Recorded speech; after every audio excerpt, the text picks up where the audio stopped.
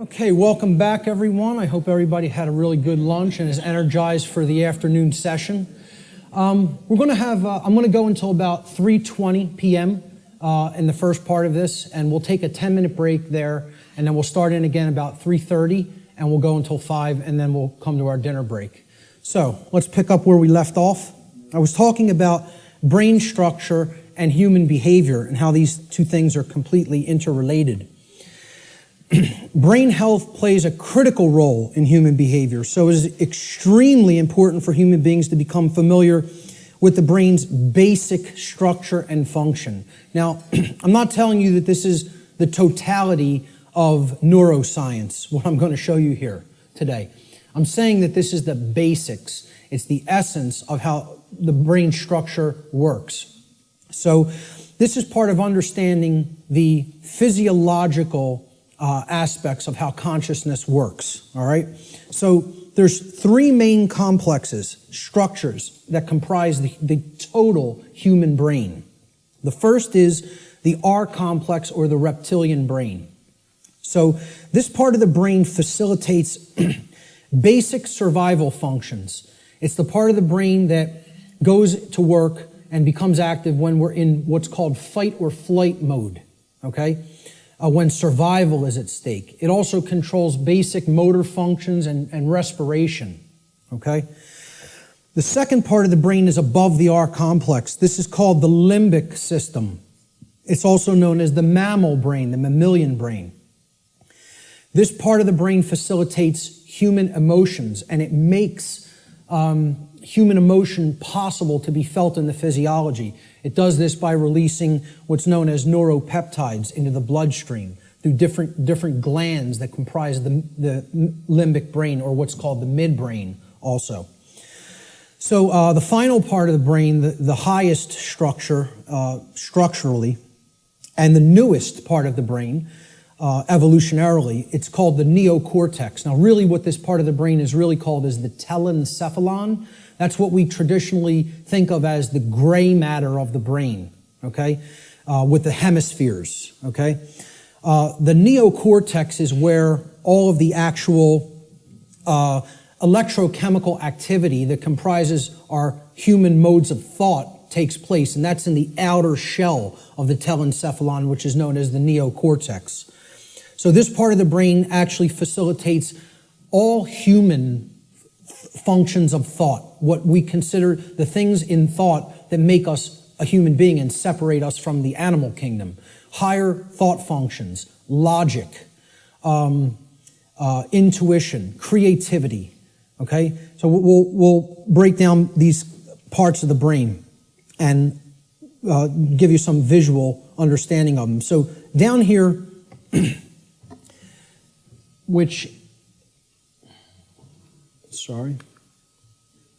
down here is the reptilian brain. It's comprised of the brain stem right here, and this part of the brain is called the cerebellum, okay? These two components together essentially comprise the R complex. So again, the R complex is the lowest consciousness part of the brain. We don't do any thinking with this part of the brain. It's the reactive part of the brain. It reacts to stimulus. It's the stimulus response mechanism. Now, up here in this middle part of the brain, these are all the different glands like the hypothalamus, the thalamus, the pituitary and pineal glands, etc., that comprise the midbrain or the limbic system. All human emotions are facilitated, are made possible by this part of the brain, okay? So this part of the brain, if it wasn't working properly, you would not be able to experience a normal range of human emotions. This is part of what psychopathy is. Psychopaths, this part of the brain is not functioning properly, whether it be from a birth disorder or whether it be from conditions over one's life that if someone has stayed in chronically has numbed out this part of the brain and it is not functioning properly anymore, so the person's not actually experiencing a normal range of emotions. This part of the brain, which again is the telencephalon, this gray matter part with all of the grooves, etc., that's the neocortex. The neocortex is the outer casing, basically, of the telencephalon, the higher brain. It's the human brain, okay? Neo means new, so it's the newest part of the brain structure as far as evolutionary development of the human being goes. So this part of the brain facilitates all higher order thinking. Now, what you have to understand about the telencephalon, or the hemispheres of the brain, is that they're first of all bilaterally symmetrical, and they generally control different functions of thought. Now, I'm not telling you it's 100%. Neuroscience is more complicated than that, okay? But in general, the left hemisphere of the brain is what governs logic, analytical thought, and scientific and mathematical thinking, and also linear thought processes, okay? Physical world tasks and details, being able to break things down and analyze them, all right? So this is taking things apart, breaking them down into smaller components and analyzing the pieces. That's what the left brain does. You could look at it as a series processor, okay? It has to go into this part first, then here, and then we could spit out the output. A linear process, like a series processor, okay? The right side of the brain, the right hemisphere, governs or generally facilitates and makes possible human creativity, our emotional makeup, okay, all the emotional dynamics of the human being, holistic thought, being able to see the big picture thinking, pattern recognition, and then things like compassion, nurturing, care, okay? Ethics, to a large extent. And I would say ethical thinking comes from a balance between the two, as we're going to get into. Now, if this left part of the brain here becomes chronically dominant, the masculine part of the brain, and again, I'm putting these symbols here. This is an ancient archetypal symbol called the blade. It's a simple upward-pointing triangle. And this downward-pointing triangle is another ancient archetypal symbol that was referred to in the ancient world as the chalice, the cup, etc. Okay? And this was a rudimentary phallic symbol, and this was a rudimentary womb symbol, representing the male and the female, or the masculine and feminine, more accurately, components of the consciousness. The idea is to keep a balance between these two.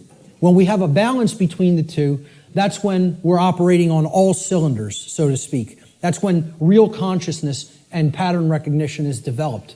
And that's when real morality and ethical considerations are also created within the personality, within the being. If this part of the brain is chronically dominant, the left part of the brain, okay, what happens is the right side of the brain is imbalanced. It's not really functioning at a higher level, okay? And the limbic brain will actually suffer that effect, okay? It will also start to shut down. So you will have a lot of left brain patterns going on and a lot of left brain processing going on.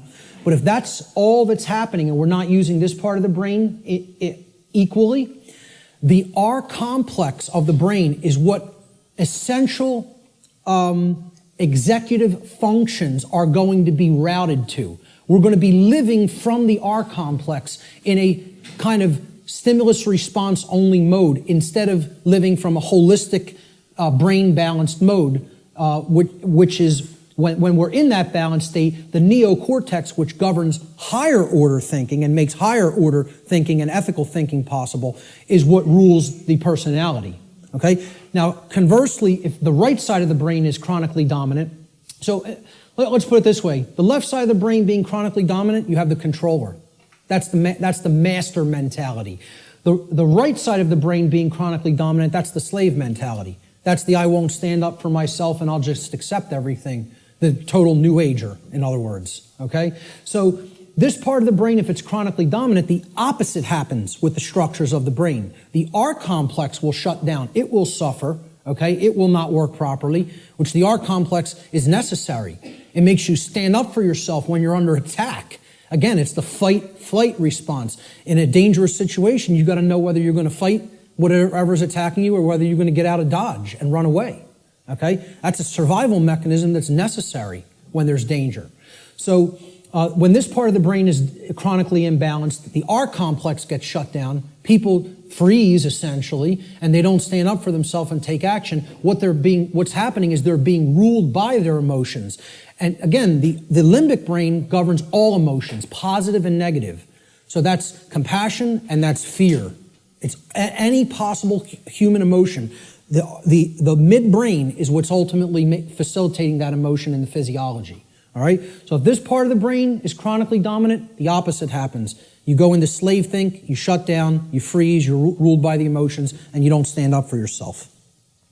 So, the neocortex of the brain has two hemispheres. The left brain largely facilitates logic and scientific thought, while the right brain hemisphere largely facilitates creativity and compassion.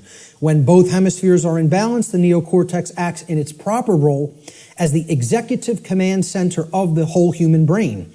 And that's when true intelligence is born. Now, true intelligence is a concept that I think more people really have to understand. People have equated intelligence with intellect, especially in the Western society. All right? Intellect is not intelligence. Let me say that again. Intellect is not intelligence. Intelligence comprises more than intellect. Intellect is left brain understanding. True intelligence is holistic understanding, with the right brain included in the process. The nurturing, compassionate, creative, and intuitive sides of the consciousness together with the intellectual aspect of the consciousness. And you can see this in the word. Intelligence. Right? Intella is where intellect comes from. Okay? And gens, G-E-N-C-E, comes from the Latin verb generare. Generare means to generate or to create. So it's the creative aspect of the personality or the right brain. So intellect plus creativity, logical thinking plus nurturing and compassion. That's real intelligence, holistic intelligence. And most people in our society are not in holistic intelligence. They're in one form of brain imbalance or the other. So let's look at how this manifests. If a human brain's left brain hemisphere becomes chronically dominant, the R complex will take over executive function of the brain, and the person will become ruled by selfishness and base desires. And they will develop a personality that is based in domination and control. Conversely, if a human being's right brain hemisphere becomes chronically dominant, the limbic system will take over executive function of the whole brain, and the person will become ruled by their own emotions and develop a personality that is based in submissiveness and naivete. Okay? The slave think mentality. The schism of the individual. Okay? And this is critical, because this is not only a schism within the individual consciousness, it's a schism of worldview, of the way we view ourselves in the world and the way we view our relationship to others in the world. So I call this the mental schism. And it highlights basically what will happen, what kinds of thinking will manifest when certain types of brain imbalance are present. So when we're in this schism, and again, most of humanity is, if we're overly intellectualizing everything and we're too much in the masculine hemisphere of the brain, okay, we're not using the right or intuitive capacities of the brain, the right brain hemisphere. What this can lead to in the world is, again, rigid skepticism. Now, what did we say about that? It's not conducive to learning. People aren't really going to learn when they're rigidly skeptical. This is a hallmark of scientism. Scientismists, I don't know what other thing to call it, worshipers of the altar of scientism, okay, they have this rigid skepticism because they're purely intellectual. They're not really intelligent. The creative aspect is missing from their personality makeup, okay? Atheism is a hallmark of overly dominant left brain thinking because that, shuns all aspects of spiritual reality. There is no spirit. The universe is a grand cosmic accident. From there you get things like solipsism. People will say, well, isn't solipsism purely left brain? No.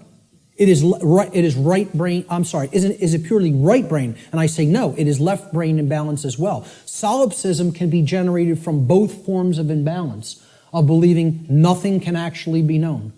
There is no truth. Truth is a dirty word to many left brain individuals. You'll note.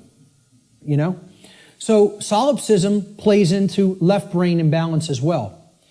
All of these states here inevitably lead to these things down here. Moral relativism comes next.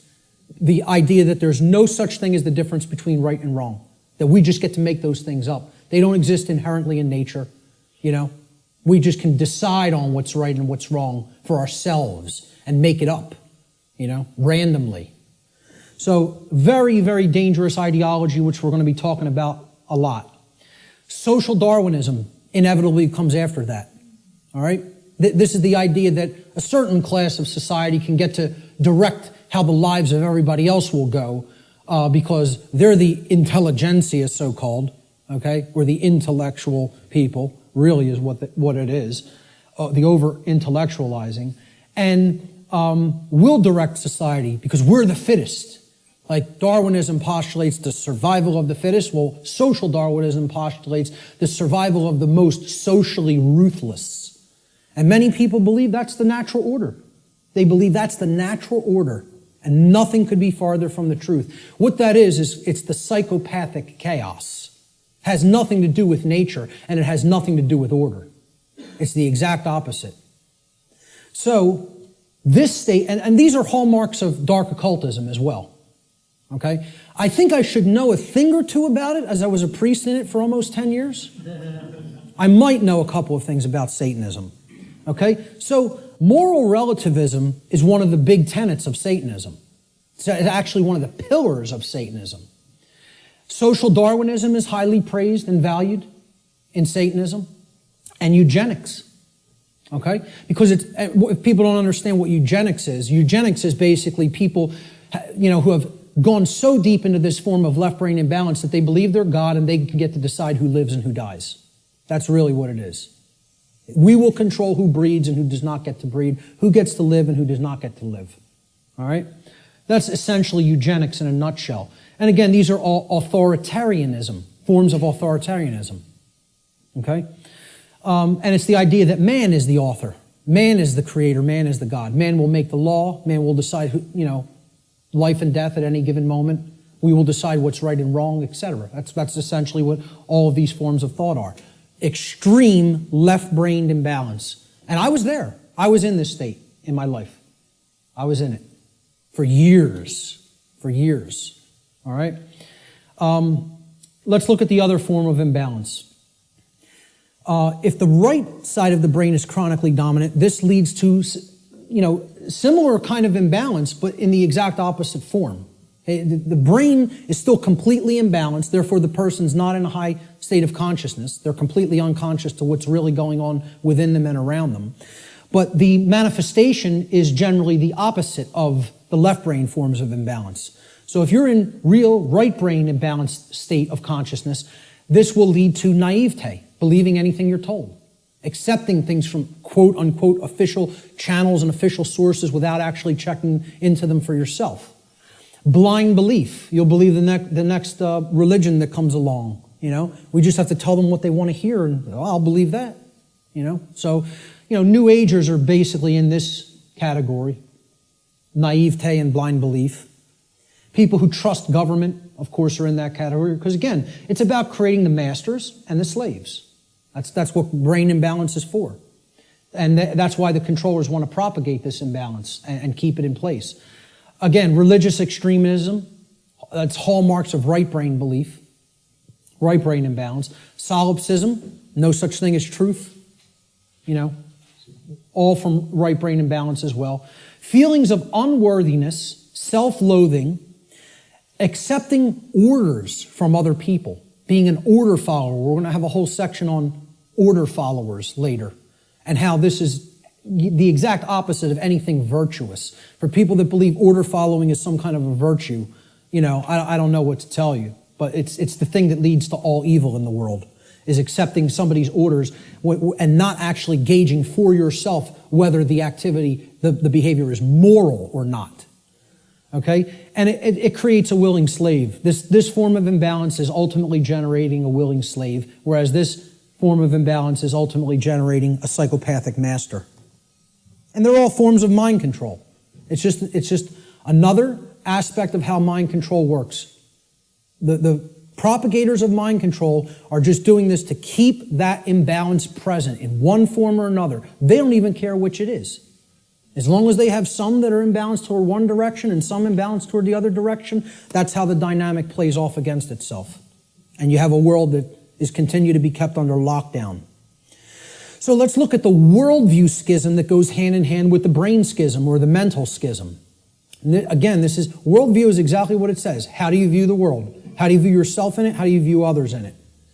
Well, when there's chronic left brain dominance, the worldview that emerges is one of randomness. And again, this is a hallmark of scientism. The world is this grand cosmic accident. All right? The whole universe is a grand accident. There's no purpose. Right? There's no creator. Everything just magically manifested on its own for no reason from a single singularity, a single point in space-time for no reason. You give me that one, and I'll tell you everything else that happened after that. But you got to give me that one, you know? And I have some bridges to sell you, you know? So, you know, there's no underlying intelligence in nature. Nature is dead. That's what this worldview is about. Nature is dead. It's a dead thing. It's a mechanized machine that is there for no reason. Okay? There's no such thing as the spirit at all. No such thing as spiritual dimension. No such thing as natural law, certainly. Because for one to accept natural law, well, where does it come from? You know, I ask people like whether they accept that natural law exists or that, you know, there's actual objective truth and morality, and like 2/3 of people don't accept it. They don't believe that it exists. They don't think there is objective reality and objective truth and objective morality. You know, they think it's all relative and we get to make it up. I've actually done a psychological, small psychological profiling or study, you know, just asking people this question at random and collecting results and analyzing them. We're at about 2/3 of people who are moral relativists and believe that truth is relative also, that it's not objective. Okay? Now, you ask the same people, do you believe in karma? 88, almost 90% of people believe karma is real and it exists. So I'm like, I can't believe this. You're going to tell me that there's no such thing as a real difference between right and wrong. They're constructs in the human mind is what they think. Right? And simultaneously holding in their mind the idea that karma exists. Well, I asked them the question, what put karma in place then? You believe it exists. What force created it? What made it? What put it in place? And they have no answer for that. You know, they intuitively believe karma exists, but can't answer where did it come from? Because that would involve a creator. And somebody in left brain imbalance can't acknowledge that. You know? So, to a left brain imbalanced person, there's no such thing as spiritual or natural law. It doesn't exist. As a matter of fact, all of existence has no purpose other than to continue its existence. See, survival is the highest aspiration to a left brain imbalanced individual. Right and wrong have no bearing. There's no point in even discussing it. Okay? Because right's what's right for me if I'm super left brain imbalanced. Wrong is whatever affects me negatively. Okay? It doesn't matter what's actually moral. Okay? It's all subjective to a left brain imbalanced individual. And to them, nothing has any purpose. Since it's all a grand cosmic accident, how could there be a purpose for existence? Without a creator, who's going to create the purpose for it? You know? So it has no purpose other than to continue surviving. And again, that's right there is proof they're in the R complex, they're in the base brain. Survival is the highest goal. Survival is the only aspiration. Now, in Satanism, it's about as left brain imbalanced as it gets, folks. You know what their number one law is? Survival. Survival is the highest law. Okay, and we hear about this in Darwinism too. The ultimate purpose of the being is to continue to survive. And I would highly debate that. I would highly disagree with that. There are laws higher than survival. Okay? But in Satanism, they simply refer to it as self-preservation. And that means preservation of systems of belief as well. Systems that are serving the self, the egoic self. They must continue to survive. Self-preservation as the highest law. That's the number one tenet of Satanism. And it doesn't matter who you need to step on to do it. Who you need to step on to get one up on somebody else. This is extreme left-brain imbalance worldview. All of these characteristics in the randomness worldview are hallmarks of scientism, atheism, totalitarianism, and dark occultism. You could add to that list. You know, whether you refer to it as Satanism, dark Luciferianism, it doesn't make a difference. It's the hallmarks of the dark occult. On the other side, on the right brain imbalanced side of the worldview, there's another worldview called determinism. Okay, determinism is based in right brain imbalance and is defined by, in general, helplessness, religiosity, and the dismissal of free will. This worldview will eventually lead to a society of blind order followers and willing slaves who accept their conditions as their lot in life. So, hallmarks of deterministic worldview. God controls every event in creation. Nothing happens at random. There is no free will.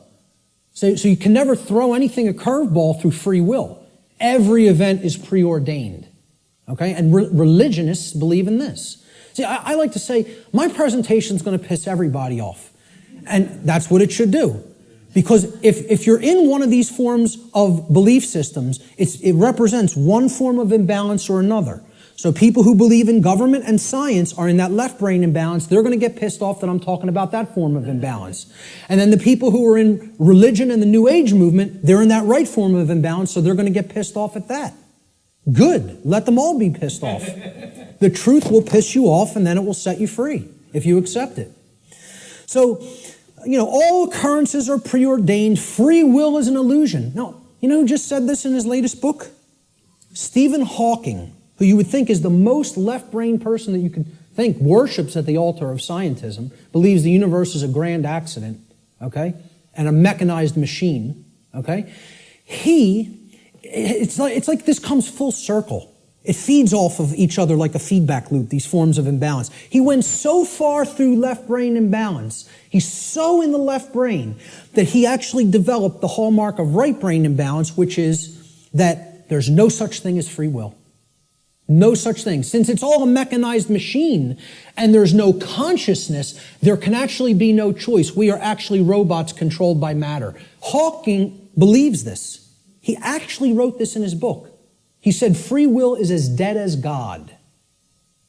Okay? And millions of people buy this moron's books, and I'll call him a moron right to his face. There's not a drop of intelligence in that man, and people think he's one of the most intelligent people in the world. You might be one of the most overly intellectual people in the world, but you have no wisdom at all. Zero, if that's how you think. And again, put him in front of me and I'll tell it to him to his face. Okay? Because these people actually believe he's smart. That person isn't smart. He's dumb. He's intellectual, but that doesn't make you intelligent. Okay? He has no part of the big picture. None. Just because you can theorize something and visualize it and calculate it mathematically does not make you an intelligent person. That means you're great at using the intellect. You're great at mathematics. You're great at linear and logical thinking. That does not make you wise. All right? So, you know, this to continue with the right-brained imbalanced worldview, since God controls everything in creation, nothing is possible to change. Human beings are powerless to create change. Everything is being made to be this way by God. This is what religionists and right-brain imbalanced people think. So, therefore, why take any action? Action is ultimately meaningless. A big hallmark of the New Age community, because it's a religion. You know, the Course in Miracles. Oh, we just need to accept everything the way that it is, right, folks? Doesn't make a difference if evil is running amok in our midst. No, accept it all. Don't try to change a damn thing. Take no action, just observe. And see how far deeper that gets you into bondage. Because that's the best way to get real deeper into chains. Okay? So these are all hallmarks of religious extremism and what I call simply slave think. Because that's what it is. Let's not euphemize anything. Let's call them what it really is. This is master think, that's slave think. And if you want a world that continues to propagate slavery, you'll stay in one of those forms of brain imbalance. And this right brain imbalance, in addition to religious extremism and slave think, is the hallmark of the New Age movement and their followers, their religious followers. Now, there's a balance that is struck between these, okay? And that's what everything really is ultimately about, creating a balance. Because there are components to these two worldviews that if they come together, it shows us what the truth is. And here it is right in the middle here. There is a deterministic component to reality, and there is a random component to reality, existing in cooperation with each other, in conjunction with each other. The deterministic component is what I'm talking about here today and referring to under the banner of natural law. That is determined. It is law. It is set. You're not changing it. It works that way flawlessly 100% of the time. That's determined. Natural law is determined. Okay? It's the deterministic component to reality. Then there is a randomness component to reality that works continuously in conjunction with natural law. And this is a little thing called free will. Our ability to choose our behaviors, to do certain things and to not choose to do certain things. And we have it. Every individual has it, no matter what position, no matter what situation they're in. I don't care what institution you're in. I don't care who you've listened to up to this point. I don't care what background you come from. I don't care what economic class you come from. Every single solitary being that is capable of thinking at all is gifted with free will. You have free will to choose your behaviors, and so does every other human being. Everyone. Okay? It's a gift of creation itself. Okay, we can choose what we will do and not do. Nobody can actually make anybody do something like a robot. Oh, believe me, there's people who are trying. You know, like Art talked about, Jose Delgado. Was searching for means to electronically, directly control through chip implants and stimulus through chip implants in the brain, human behavior. Like a robot, to put a technology into the brain to control the behavior of the individual. And that went on right here. This is where that took place, folks. Right on Yale's campus. Okay? Read some of his stuff. You want to be disturbed? You think what I'm telling you is somewhat disturbing. Read some of Delgado's material. He was telling people, we're going to show you that free will doesn't exist. We're going to show you there's no such thing as rights, that we make up what rights are. The ruling class makes up what a right and a wrong is. We tell you what it is, and you have no choice. And he's telling you, we're going to show you you have no rights, that you're our slaves. Yeah, read some of his material. And an excellent book, Art recommended too, Jim Keith, Mass Control, The Engineering of Human Consciousness. If you haven't read that book, get it and read it. And that's just an introduction. And many people think he was murdered over it. You know, so truth lies in the middle of these worldviews. There's a deterministic component called natural law. There's a random component called free will, our ability to choose our behavior freely. So let's look at this debate that's been going on since time immemorial of human nature versus human nurture. And again, I'm getting ready to piss everybody off, okay?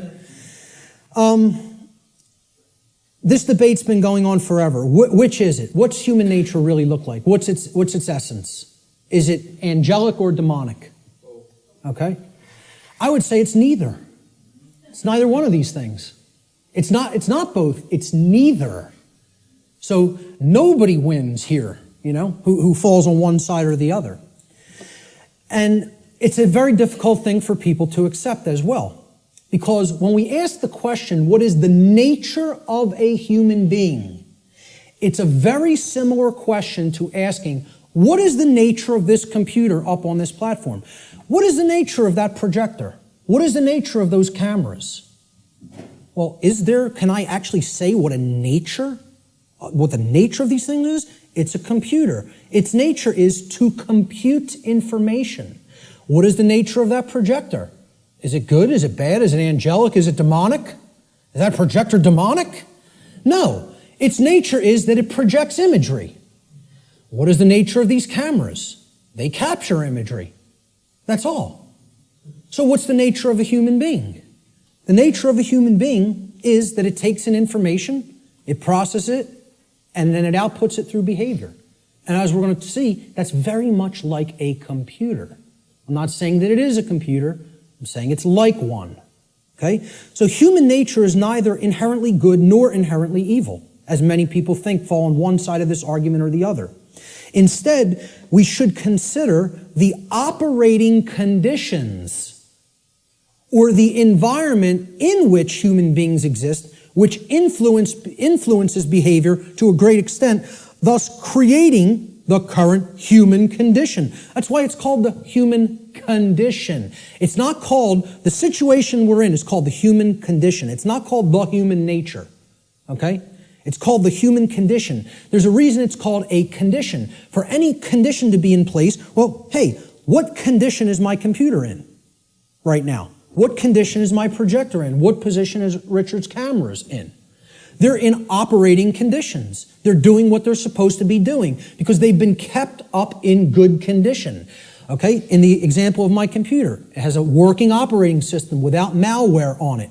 Okay? It has software that does the job, that does what I'm asking it to do properly without bugs. Okay? Those are the conditions. The operating conditions will determine how does it perform? What kind of output can it put out into the world? All right?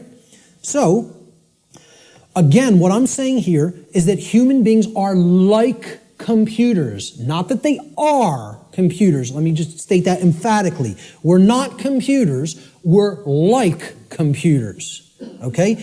We are programmable. That's the nature of a human being.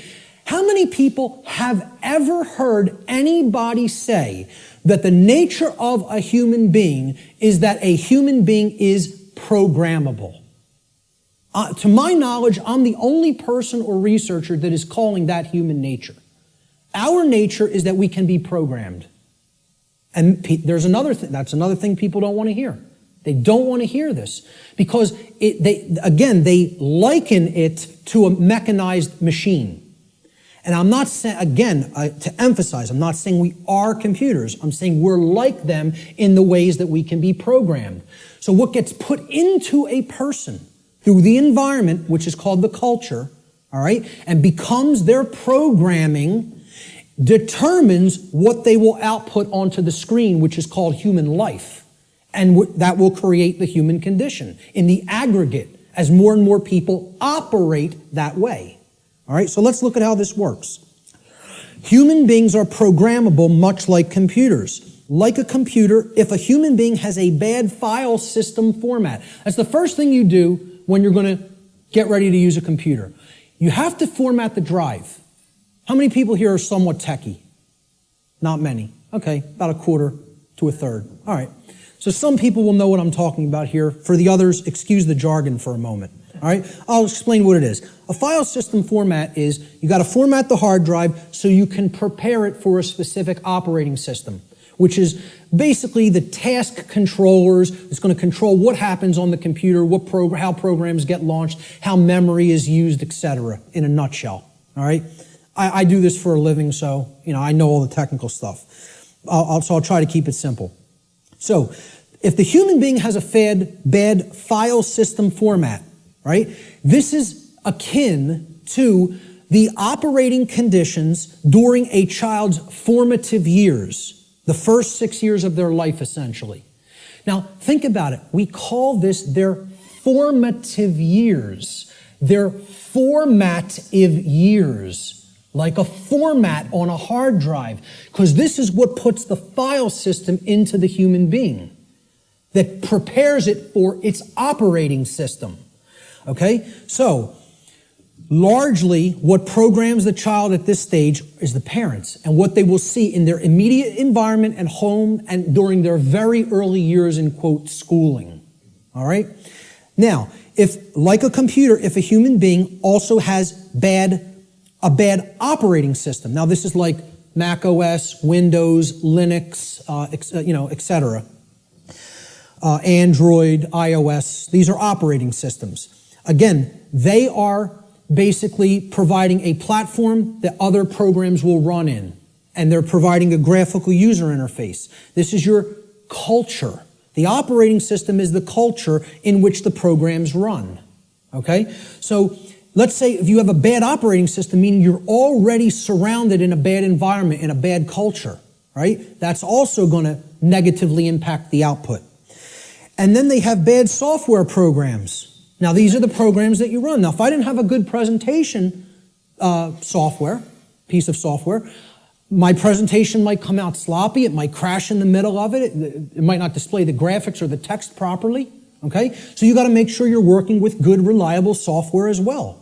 Now, what the software is the belief systems, what the person has taken into the mind and is processed and made part of themselves. And now, if all of those things are bad, we have three bad components. The format is bad, the file system format, which is the formative years of the child. Okay? The culture is bad, meaning they're already growing up in a bad culture or in a culture that condones moral relativism, etc., and doesn't understand natural law. And the software programs that have been input into the child are bad, meaning their belief systems, okay? What do you think the output of that, quote, computer is going to be like? Is it going to be good? Is it going to be chaotic? If I screw up my system's hard drive format, if I put an operating system that is like at alpha state and it's not ready for prime time because the development's not finished, it's half-baked, okay? And then I load crappy software that's full of bugs and the developers didn't really care about programming them correctly. Do you think that computer is going to operate properly and give me the output on the screen I'm looking for, or output on the printout I'm looking for, or output on the internet that I'm looking for? Good luck. If you know a little bit about computers, you're laughing now because it would be ridiculous to assume that it could do that. Well, why do we think that we're going to have that in our environment when all of these things are badly programmed? See, the output onto the screen is also going to be horrible if all those three things, that determine how the system works are also bad. So it will contribute to deteriorating conditions on a mass scale. Like a computer, the behavior of a human being largely depends upon its programming. And its programming is the quality of the information that is being input into it. The quality of the information it's taking in. The quality of the information it's taking in is going to determine the quality of the information it's outputting, like any other computer. So if garbage goes in, surprise, garbage is going to come out.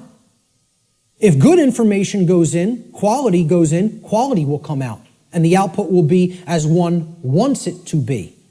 It will be able to process and create efficiently, effectively, not chaotically. Here's a very simple diagram. Again, if people understand it, they really get how natural law functions. And again, it's very unpopular.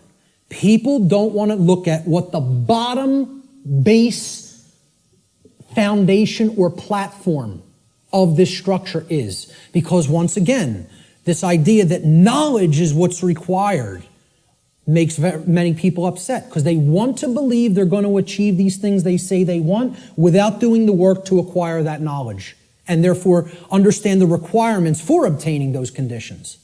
So we start with available information. And when people look at what I'm going to describe here, they will recognize it as something. And I'll hold what that is for a moment. Available information is what you're starting with. This constitutes potential knowledge. And it can become knowledge if it's taken in, if it's amassed, if it's aggregated. okay? It can be gathered, it can be processed, it can be understood, and then it can be acted upon. You could call this the grammar stage of this three-part process I'm going to explain.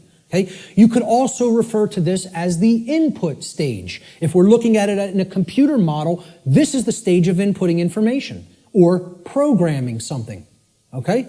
Now the next step that's built upon this is once you've taken information in, necessary information, you then come to a position of understanding it. You know what it means, you recognize the patterns. All right? So this is the second step in this process. Now, your understanding or lack of understanding, okay, now in the first stage, your knowledge or lack of knowledge is going to lead to understanding or lack of understanding. If you have understanding present, your decision-making processes are going to be in harmony with what you say you want. Okay? You're going to understand, if here's what I want, this is what's necessary to get that, to make that happen, to manifest it. That's understanding. It's a decision-making process that happens within the mind. These processes take place in the human mind and are chosen by each individual based upon available information. So again, you can see if information is held back, if it is occulted, or even if it's just people are dissuaded from taking it in because people will say, no, there's nothing there, there's nothing to it, right? You could see how they'll never get to this step. They'll never understand. They'll never get to the second level of creating our reality, all right?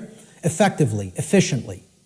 The third stage to this process is what you do with what you have come to understand, to know and understand. So this is the action stage, okay? Each individual's behavior, the behaviors that they choose through their own free will, is based upon the quality of their decision-making processes that are happening within the human mind. Okay? That process, as we've already seen, is in return based upon the quality of available information. So this is behavior. See, people don't think of wisdom as behavior. They don't think of wisdom as action. They think of it as something that you just know. No, wrong. Wisdom is not knowledge or understanding. Wisdom is action. Let me say this again. Wisdom is action. It is knowledge and understanding that has been applied. Application. That's the program that you're going to run on the computer that you've put an operating system on and formatted properly. The application is the action. When you're working in a computer doing things, you're working in an application. You're not building the things you're building with the operating system. The operating system is what's supporting the program that allows you to be creative. Okay? And in return, the file format supports the operating system. So, we start with available knowledge. That can be converted in available information, which can be converted into knowledge, which can then, through decision-making processes and filtering of that information to eliminate inconsistencies, can lead to an understanding. In continuation, the understanding can then lead through our free will decision-making processes to be converted into behavior, into action in the world. That, when it's done properly, it's wisdom. When it's done with morality and ethics in mind, it's wisdom. When it's done without that, it's folly. Okay? And it leads to more and more chaos. So, based upon these three processes, something is generated. Something is created in the physical manifestation, physically manifested reality, the real world, so to speak. So, the manifested reality is based upon the aggregate behavior. Aggregate behavior. No one person is creating the reality we are experiencing. Okay? It's another fallacy of the New Age movement and thinking. In the aggregate, we are creating our shared reality. All the behaviors put together creates the output on the screen, or the generated result. Is it orderly? Is it chaotic? Well, that's going to be based upon whether someone took in the information, processed it efficiently to come to an understanding, and then acted upon it. The manifested reality is the quality of the condition which manifests in any given society based upon the aggregate quality of human behavior within that society. This is how our reality is actually created. The conditions that we experience as the daily events of our life. It's a simple 3-stage process that leads to a result. And for many people here, you will recognize, if you've looked into this discovery process and this creative process, is known as the trivium. This is what the trivium is. Okay? In the ancient traditions, this is what the trivium was labeled. It was labeled knowledge, understanding, and wisdom. In the later aspects, when they passed out of mystery school tradition hands and went into some other think tank and society hands, the knowledge of the trivium was termed grammar, logic, and rhetoric. Grammar being the knowledge stage of aggregating available information, logic being the understanding stage of making using processes to analyze and filter said information and come to an understanding of it. And then the rhetoric stage was the application, the action, taking action based upon what you've come to understand. Now, there's a third way of looking at the trivium in computer jargon, and that is input, processing, and output. And then you get the result on the screen, which is called life. All right? Any way you want to look at the trivium, I don't care. But understand it, know how it works. Okay? Because this is why a big part of why we're in the situation that we're in is that the trivium methodology of truth discovery has been completely obliterated from public consciousness. Completely obliterated. And I ask people how many people have even ever heard the word trivium. Raise your hand if you've heard the word. So a good portion of the people here have. Many people have never heard the word. And if you do a Google search on it, most people are going to get back the band, the metal band, the trivium, which is not a bad band, but, but the whole point here is the results that are going to come back through Google or Bing or Yahoo or whatever are going to give you a metal band, a heavy metal band, instead of the trivium method of learning, the classical liberal arts education methodology. Because they want to try to sanitize that as much from human consumption as possible. They don't even want you to understand how that works at all. And that's why it's been removed from public schooling. And that's why, as long as this society stays the way it is, it'll never be put back into public schooling. I tell people a little anecdote. When I was in high school, and thank God I went to the high school I did because they really hammered Latin and Greek into you. You were going to know your Latin and Greek when you came out of my high school, okay? For whatever other indoctrination they put into you, that's a different story. But I'll tell you what, you came out of there knowing your ancient languages. It was still part of the curriculum when I was in high school. And, again, I think I came out better out of there because of simply the linguistics knowledge that I gained from it. And we read Gaius Julius Caesar's war journals in their original Latin and translated them. And in one of them, he's absolutely lambasting one of his centurions. Okay, they're on a campaign in Gaul, which is France now. And Caesar is, making his rounds of his troops, and they're getting ready to, push deeper into Gaul. And he finds, when they would have their encampments, they would have a lot of, slaves of the Roman Empire that they would take with them on their campaigns that would do a lot of the lifting of the equipment and the carrying of the equipment for the centurions to do battle in the next battlefield location. And the slaves would have to do all that manual labor. And Caesar says to one of his centurions, he's passing by their encampment, and he sees one of the actual centurion leaders teaching one of the slaves the trivium method. And he flips out on him in this journal. He says, I caught one of my centurions, teaching the trivium, and freaks out on him. How dare you teach a slave our method of learning? Soon they won't want to be a slave anymore. There'd be an uprising if they knew what we knew, if they knew our truth discovery methodology. He said, I forget how it really ended, but I think how it ended was he told this centurion, if I ever catch you doing this again, I will personally cast you into the wilderness of Gaul and let the Gaulians deal with you, who knew that the Roman Empire was trying to conquer their people at that point, which is basically saying it would be a death sentence, but I won't even carry it out. I'll let our enemy carry it out on you. That's how much he didn't want their slaves to understand their methodology for learning. And that's the trivium. And that's why most people have never heard the word. So you got to look into it and understand how it works. That's all I can say about it. It is how we build our reality, either efficiently or destructively.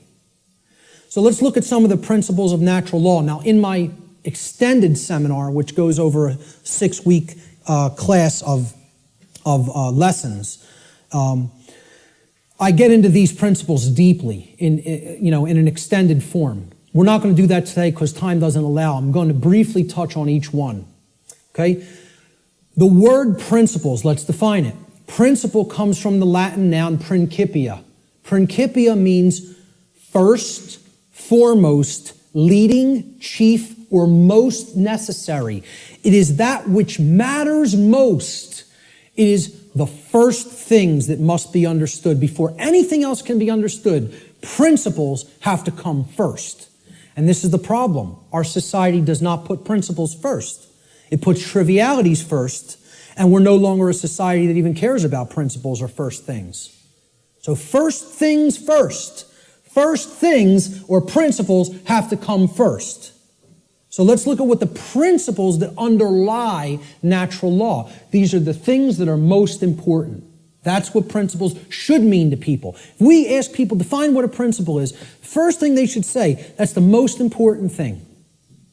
The most important thing in my life. Now, when in the natural law seminar, we did a homework assignment, we asked people what the most important thing was to them. Very few responded with principles. Most people responded with saying that people or the family was the number one response. The familial connection was more important to them than principles. Now, when people hear me say that that's backwards, they'll say, how cold are you? That's so cold, okay? What I'm telling you is that the familial connection, no matter what it is, between a mother and a son, a mother and a daughter, a father and a son, father and a daughter, husband and wife, doesn't matter as much as principles. I'm not telling you they don't matter at all. I'm telling you have to put principles first. Otherwise, those relationships are just meaningless. They don't really have any real value unless they're based upon principles first, which is why so many relationships are dysfunctional. Principles have to come first before you can even build a solid relationship with another human being. So, let's look at what some of the principles of how natural laws work first before we can actually find out what the expressions of these laws are in our lives, which will be the next section. These are what I call the general principles of natural law. Natural law is expressed through 7 basic underlying principles, plus what I have referred to as an 8th or hidden principle, which you hear very few other researchers, even people who are studying this from the occult perspective, who are studying this from the consequentialism perspective, you very hear them incorporate the 8th and all-encompassing principle, which I'll get to last here. This 8th principle, which I call the lost principle, binds all the other 7 principles together. All right?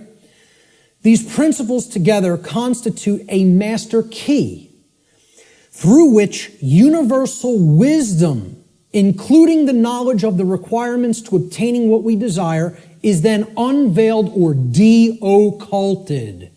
When people ask me, well, what do you consider yourself in your performance of presenting what you present? I tell them, I consider myself a de-occultist. I'm no longer an occultist.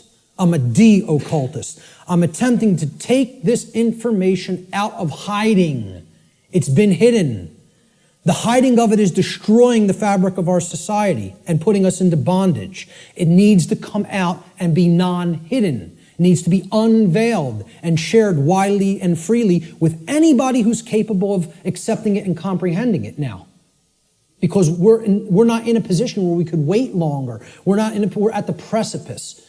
Okay? There is a moral obligation to bring this information to the public now. Okay? So, I consider myself a de-occultist. One who takes things out of hiding and presents them openly. These are the 7 general principles of natural law. Many people who have studied some variants of occultism may recognize these as what are known as the Hermetic principles. Hermetic essentially comes from Hermes. Hermes Trismegistus, the thrice great one, as he was referred to in the ancient Greek mystery traditions. Okay? He was considered a messenger of the gods. He brought the wisdom of the gods down to humanity. Okay? In the ancient Egyptian and Cometian traditions, he was the scribe of the gods known as Thoth. All right? He has other incarnations as well. But the Hermetic tradition is named such because it's hermetically sealed, like natural law is. Natural law is hermetically sealed. It is binding principles that are immutable. They are laws that are in operation that cannot be changed. Hence, they are hermetically sealed. So, these 7 general principles, they are mentalism, correspondence, vibration, polarity, rhythm, cause and effect, which is a huge one, which we'll be getting into, and gender. So I'm going to briefly describe what each of these are and what they are about. The principle of mentalism states that the all, everything in creation, is actually a manifestation of mind. The all is mind. Okay? What this means is everything that happens has to be a result of a mental state which preceded it. Everything. For anything to exist, thoughts had to form first, and then they formed the physical reality after. The universe itself is a mental construct of the Creator. Thoughts lead to the manifestation of things and events. Thoughts create conditions. Thoughts create things and conditions. They cannot just magically manifest themselves. Thought comes first. Thoughts create our state of existence and the quality of our experience here on earth, ultimately. Therefore, be responsible for everything. We should be responsible for everything that we create by being responsible for that which we think. Because the thought processes are what are driving the behaviors. People behave the way they do because they have certain belief systems embedded in the mind and running like a program. Their thoughts and their emotions are driving their actions. So the behavior is not magically suddenly going to just change. The thoughts and emotions have to change because they're the driving force behind the behavior. That's when reality will change. See, people don't want to hear that, once again. They don't want to hear, if you want to change reality, you, yourself, have to change the way you think. Because the way you think is not conducive to the requirements for getting what you say you want. They're doing the exact opposite of that in many cases. So that's the principle of mentalism. The principle of correspondence states that that which is above is similar or like to that which is below. So what this means is that which is below, and that which is below is like to that which is above. It's a mirror, okay? The above is like the below is like the above, all right? The above, in this case, is the macrocosm. Okay, the laws of the very large things, okay, the laws that govern the creation which we consider is seemingly outside of ourselves. We know at the deepest level that it's not, that we're one with it, but, we perceive this as out here, the laws that govern the large aspects of things. So the macrocosm, or the very large, the totality of everything, and the microcosm, which is the very small, or the individuated units that comprise the whole in their aggregate, okay? They are reflections of each other. They cannot be separated from each other. As one goes, the other goes. The universe is actually a holographic system, okay? It's a hologram is an image, okay? You pass a laser through it, and it then projects a 3D image, okay? It's like a flat image, and it projects a three-dimensional image. But the aspect, why they call it a hollow, like holistic, hologram, holistic image, is if you break a hologram into multiple components by cutting it. So if I take a hologram and I cut it in 4 pieces, you don't have a quarter of the image on one part of the hologram and a quarter on the other and a quarter on the third and a quarter on the fourth. You have 4 whole images that only lose their resolution by a quarter. Okay? So everything is contained in all the smaller parts. Okay? That's like the reality that we're living in. Our universe is a holographic one. So the universe is inside the individual. And the entire universe is like an individual. They're reflections of each other. To know the workings of the individual will help lead us to an understanding of the macrocosmic laws. Similarly, to learn the macrocosmic laws will help us to learn the way that consciousness within the individual functions. These two things cannot be separated from each other. And once again, as I said near the beginning, that's what occulted knowledge is. The knowledge of the occult is how the microcosmic world works, which is the individuated consciousness, and how the macrocosmic world works, which is natural law.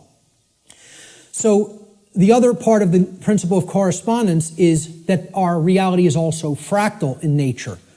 Now, if you studied fractals, these are self-similar mathematical generated patterns. Okay? We see this through things like Fibonacci sequence in mathematics, and this is repeated endlessly throughout nature. Okay, so you look at the structure of the atom, and it's similar to the structure of the solar system, which is similar to the structure of the galaxy. They work the same way. They look the same. You pull back enough, you'll keep seeing the same pattern repeat. Everybody ever see the movie that was done in, I think, the 1970s or 80s? It's a short, like 10-minute clip. It's called Powers of 10. Has anybody ever seen this? Yes. A couple people.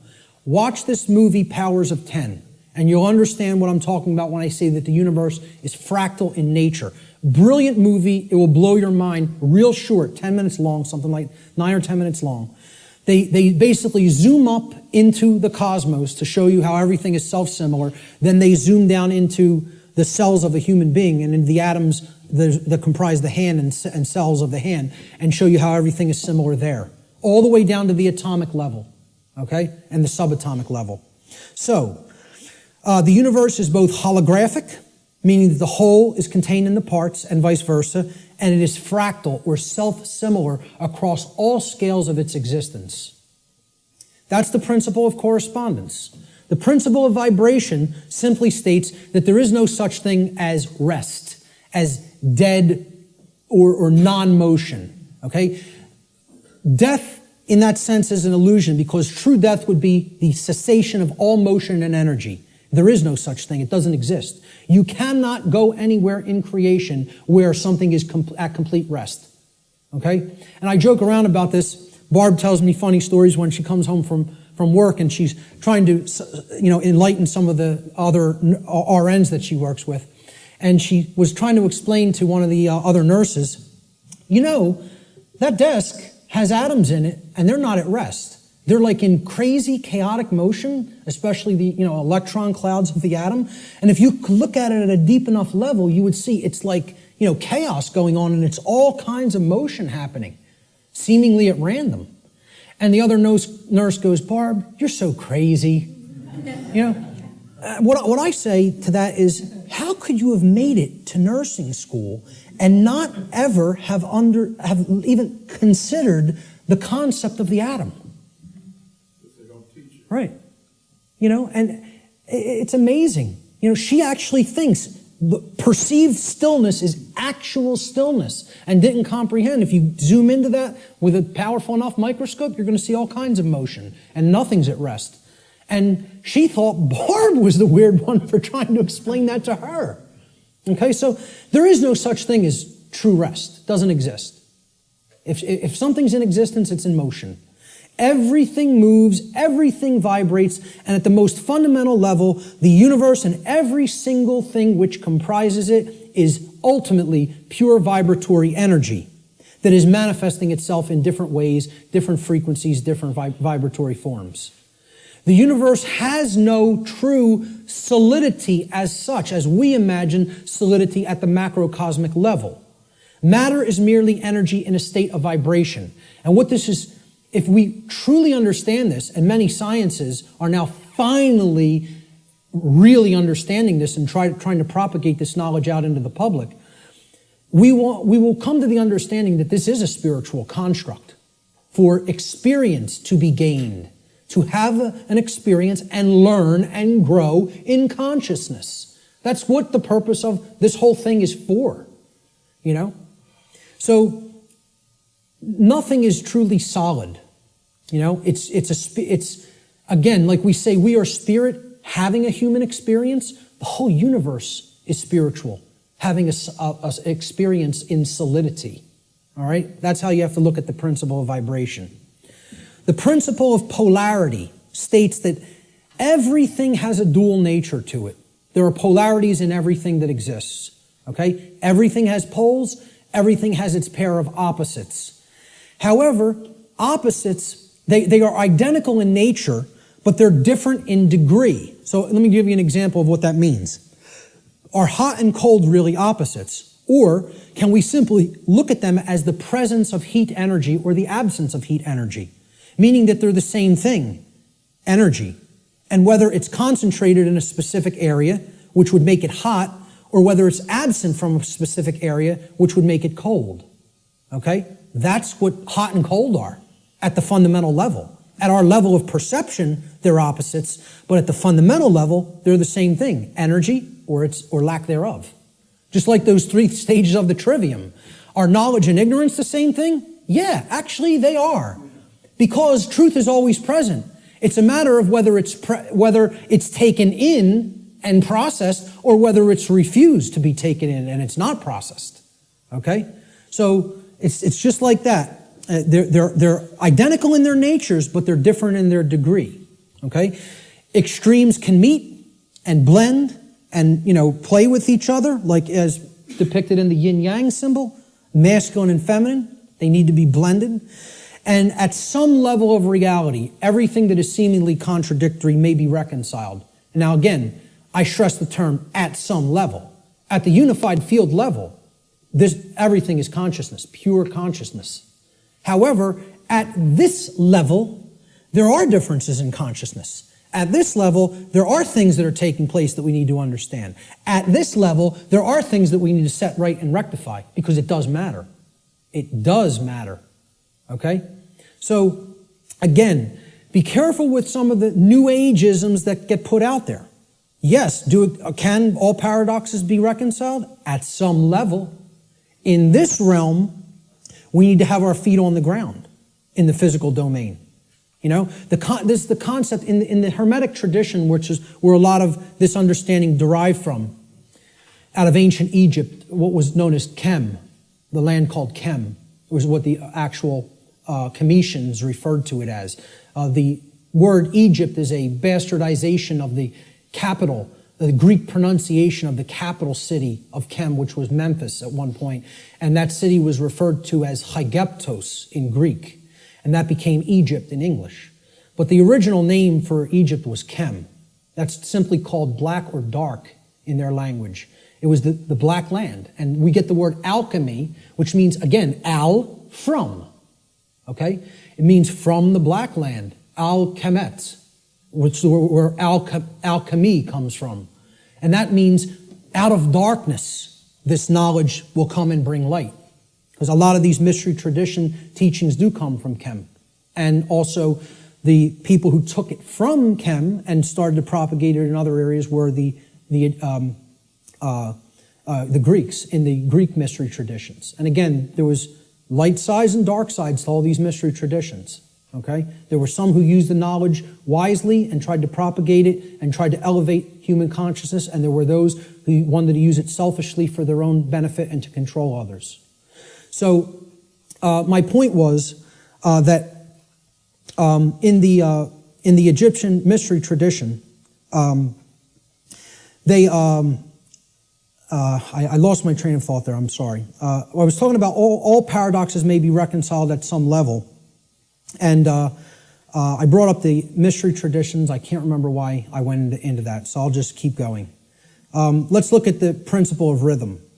Everything flows out and in. Everything has its tides. All things rise and fall.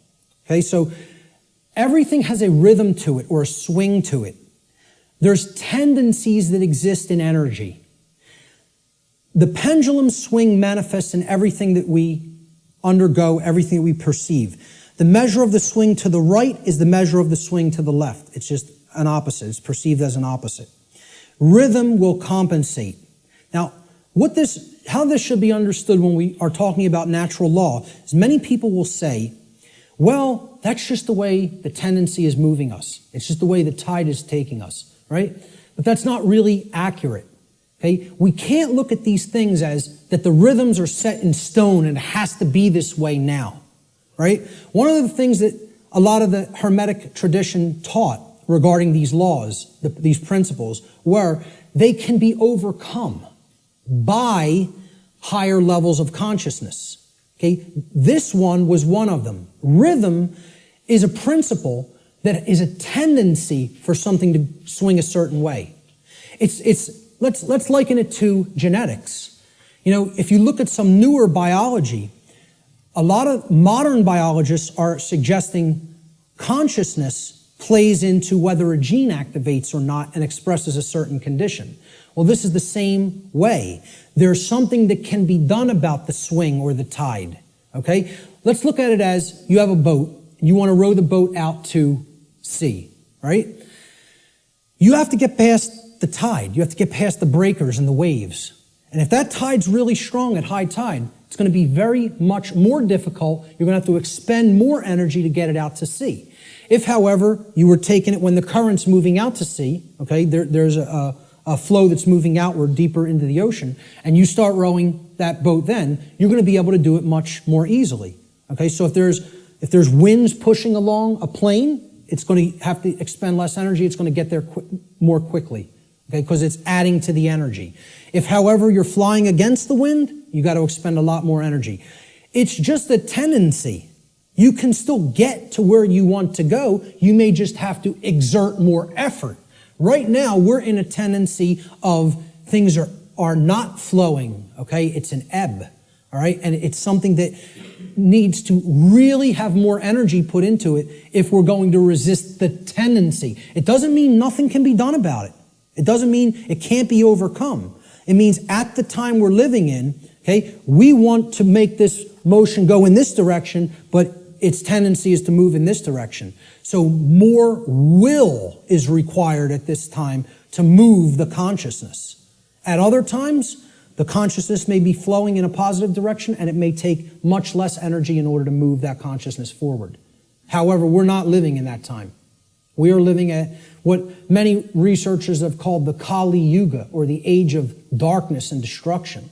You know, this is the point that resists the flow in consciousness the most. And it's going to take an enormity of effort to break down these pre-existing belief systems that don't serve who we are. So that's the principle of rhythm.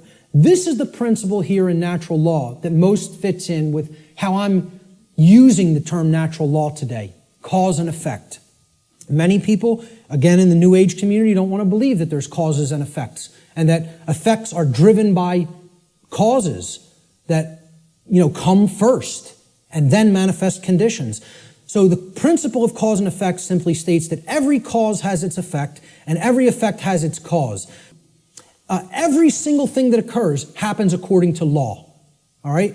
Chance is a name for a law not recognized. There are many planes of causation, but nothing escapes the law. So again, is there free will? Yes, there is free will. But is there free will to ignore law without consequence? No, there is not. That's the limit of free will. Free will is operating within boundary conditions that I'm referring to as natural law. It's a series of laws, actually. Okay?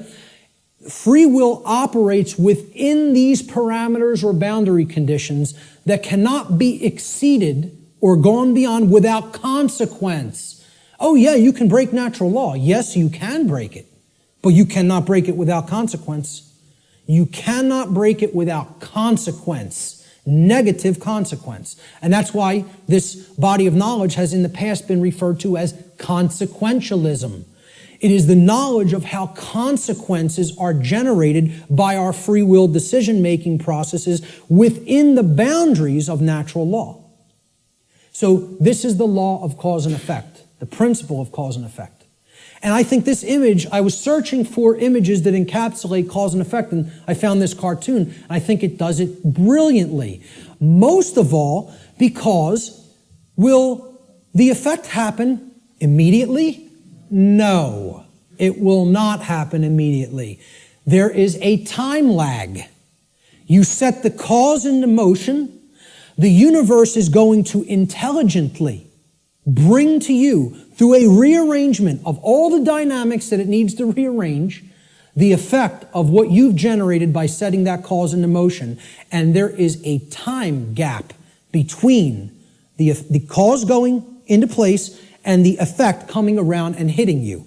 This is why the pattern recognition of cause and effect is more difficult, because it is separated by a time lag, by what we perceive as linear time. Now, if you did a wrong to somebody and immediately you were stung by a wasp, every single time you did a wrong to somebody, it showed up and bit you immediately within 2 seconds of you hurting somebody, stealing from somebody, lying to somebody, etc.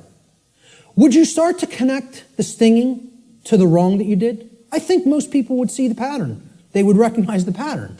But since that doesn't happen, and there's a time lag to experiencing something harmful to ourselves once we do something harmful to other people, it's very difficult for people to see the connection through the time lag.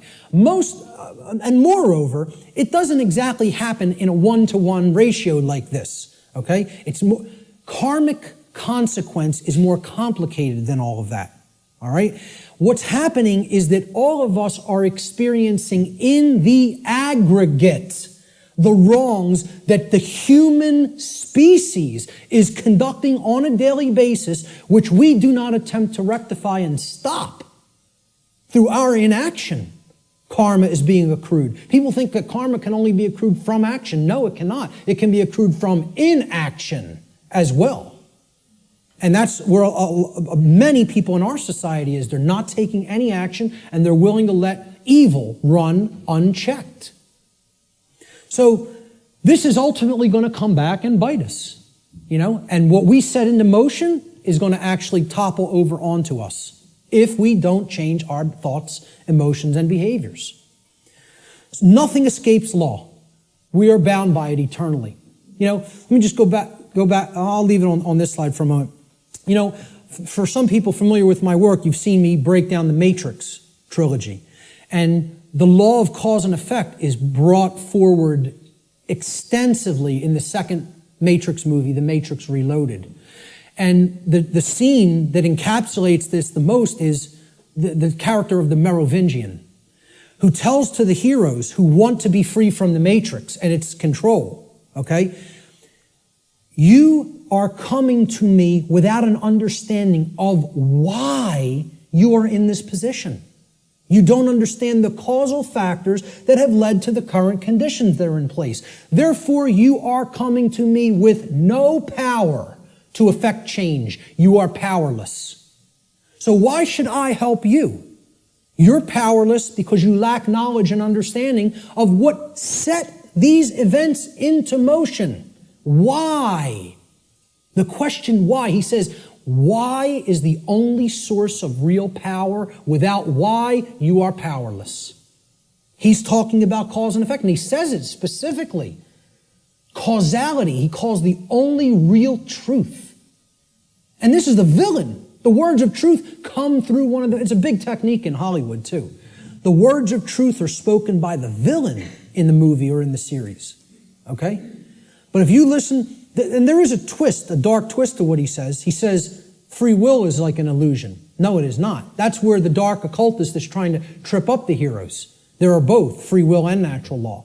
He tries to say free will the Morpheus character says to him, everything starts with choice. And Morpheus is correct. Our choices set that causality into motion before it becomes an effect. And the Merovingian tries to tell him, no, there is no free will. That's where the dark occultist will give you the bulk of truth and then poison it with that one thing he wants to get you to accept. Okay? So, the next thing that needs to be understood is the two planes. All right? There's the plane of effects, and then there's the plane of causes. No power to affect any change lies on the plane of effects, which is the physical manifested reality. Again, what already is, nothing can be done about. What already is, you cannot change. You cannot change the past. You can change what it is starting now and make sure that it gets changed in the future. But right now, what is the truth, and all you can do is accept that or reject it. You can't change the past. So the physical world that is manifested up to this point happened because of things that occurred in the past. The causes happened in the past. Nothing you can do about that right now. Okay? The plane of effects, or the physical world, is where manifested realities have already occurred, have already taken shape, have already formed, due to their underlying causal factors. The plane of effects constitutes that which has already occurred. As such, no power to effect change lies here, because that which has already occurred cannot unoccur. That which has occurred can't undo itself. It happened. It's already done. It has become that which is, or truth. Human consciousness seems to be trapped upon the plane of effects, meaning that humanity as a whole remains ignorant of the underlying causes which they themselves have set into motion and which lead to self-inflicted suffering in their lives. So if you're trapped at this level, what you're doing is you're looking at the symptoms, and you're stuck looking at the symptoms. Okay? This is everybody. Oh, there's a political solution to this. We need to vote in the right people. Oh, there's a financial solution to this. We just need to set the right monetary policy. No, there's a scientific solution to this. And technological advancements are going to be made that suddenly save ourselves and make the world any different. And they think all of this is going to be done while slavery is still in place. Well, again, good luck with that. And let me know how it works out. Okay? I speak at free energy related events. I work with the Tesla Science Foundation. I speak at MUFON-related events that talk about disclosure of extraterrestrial presence. Okay? Both of these communities don't understand. The things that they say they want are impossible. And I'm going to start talking about them in this way more openly. You know, because I've kind of like given them some soft teachings, and I think they need to hear it a little bit more harshly. Because both of these communities are not talking about morality to the extent that they need to. They think we're going to have free energy, but nothing's going to change as far as the social structure of the world goes. We'll just develop free energy and that'll magically save us. We'll still have slavery, but free energy will be here and the world will be a magically better place. The UFO community, they often think, oh, we're going to get disclosure. They're going to come out and tell us everything they know about other intelligences that are out there in the galaxy and in the universe with us. Okay? And they think they're going to get that in a climate of slavery. Well, good luck with all those things. You got to take down the existing structure first. Okay? People think, oh, we got to build the new world while the old one decays. You have to destroy the existing power structure with the power of truth before anything new is going to grow here. Because this place is a garden full of weeds, of poisoned ideologies and completely erroneous belief systems that have no bearing on truth whatsoever and cannot get us what we say we want. Until those thoughts are changed, don't expect the results you want. So to the free energy movement, I say you're never going to get free energy in a climate of slavery. To the UFO community, I say you will never get disclosure in a climate of slavery. Slavery has to end first. Then you could get what you say you want. So, again, no power to effect any change lies in the world of effects. Cannot be done. You are rearranging the deck chairs on the Titanic while it sinks. You're not creating any change doing those things. because the underlying causes aren't changing. And the underlying causes are how we think, how we feel, and how we behave. And no one wants to look at that. They want to think all those things can stay in place and I can magically get what I want. I want to keep my hand over the fire, but I don't want it to burn and blister. Well, enjoy. See, find out what you get when you do that, because that's what we're doing when it comes to natural law. So let's look at the plane of causality. This is the other plane. This is the mental realm, the mental world. Again, according to the law of mentalism, the first principle of natural law, everything that manifests must first manifest in mind before it can manifest physically. So again, if the plane of causality is the mental world that's generating the causes in mind, okay, everything is happening there first, and then it is trickling down to the physical domain. It is manifesting in the physical domain only after it has manifested in the mental world. The plane of causality is where causes are set into motion prior to those causes manifesting as formed realities in the plane of effects. This plane of causality constitutes the causal factors, the why, which underlies and precedes all manifested things and events. All power to effect change lies on this plane of reality. Human consciousness must move away from the plane of effects and to the plane of causality in order for human beings to understand the causal factors of the conditions which they are collectively manifesting in their lives. Only then will humanity be able to co-create their shared reality on a conscious level, meaning with an understanding of how natural law operates, rather than on an unconscious level, meaning that we don't understand how natural law operates. And I just look at it in a simple graphic, in a simple, chart or graph. This is the higher realm. This is the world of causality, the mental world, the why, the underlying causal factors, okay, that precede conditions which are manifested. This is where our consciousness has to go, because this is where all power to effect change is at, in the understanding of why that manifested to begin with. So these are the symptoms. This line could be looked at as the diagnosis. You have to make that diagnosis and get to the underlying causal factors that lead to the symptoms. Okay? The plane of effects, on the other hand, meaning the physical world, is the manifested realm. That which has already occurred, that cannot be undone. At least in the present moment. You could start in the present to undo it in the future. But as far as the present moment and all moments in the past go, you're not changing that. That's truth. That's what is. Okay? That's already manifested. You can't change it. No power to effect change lies in continuously analyzing the symptoms. You got to do that long enough that you know where the problem's at. You've made the diagnosis. Now you can get to the causal factors and start going to work changing those causes. Okay? Unfortunately, this plane, the plane of effects, seems to be where human consciousness in the aggregate is trapped. It can't seem to get past there. Even if it recognizes the problem, it wants to keep describing the problem. It wants to keep describing the prison. It doesn't want to look at the causal factors because it's afraid of what the causal factors are.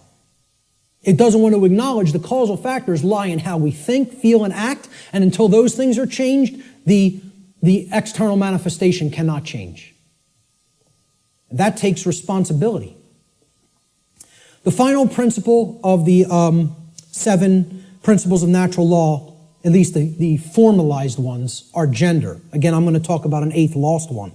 Gender exists in everything. Everything has its masculine and its feminine components or principles. We've already seen that when it comes to the human brain, consciousness, worldview, etc. Gender manifests on all planes of existence. Spiritual, mental, physical, everything. Okay? Very simple concept. What I want to briefly talk about is mental gender. Mental gender is the state of coexistence between the masculine and feminine aspects of the mind. Again, we've already looked at this. We looked at the breakdown of the physiology of the brain, at least of the higher order part of the brain, the neocortex. Our left brain hemisphere largely facilitates the masculine aspects of the mind, or the intellect, logic, analytical thought, linear thought processes, while the right brain hemisphere largely facilitates the feminine aspect, or intuition, meaning creativity, compassion, and holistic thought processes. This next section is what I call the lost principle. This is the 8th principle of natural law, which binds all of the other principles together. Okay? It is what I would call the encapsulating principle. Okay? It's the container inside which all the other principles fit very nicely and neatly. However, it's lost because we're not exercising it. See, we already looked at 1, 2, 3, 4, 5, 6, 7 principles of natural law. And there they are represented by these circles overlapping each other. Okay? Can anybody see an 8th circle anywhere? You got it. Correct. Here's the 8th circle. And this might look familiar.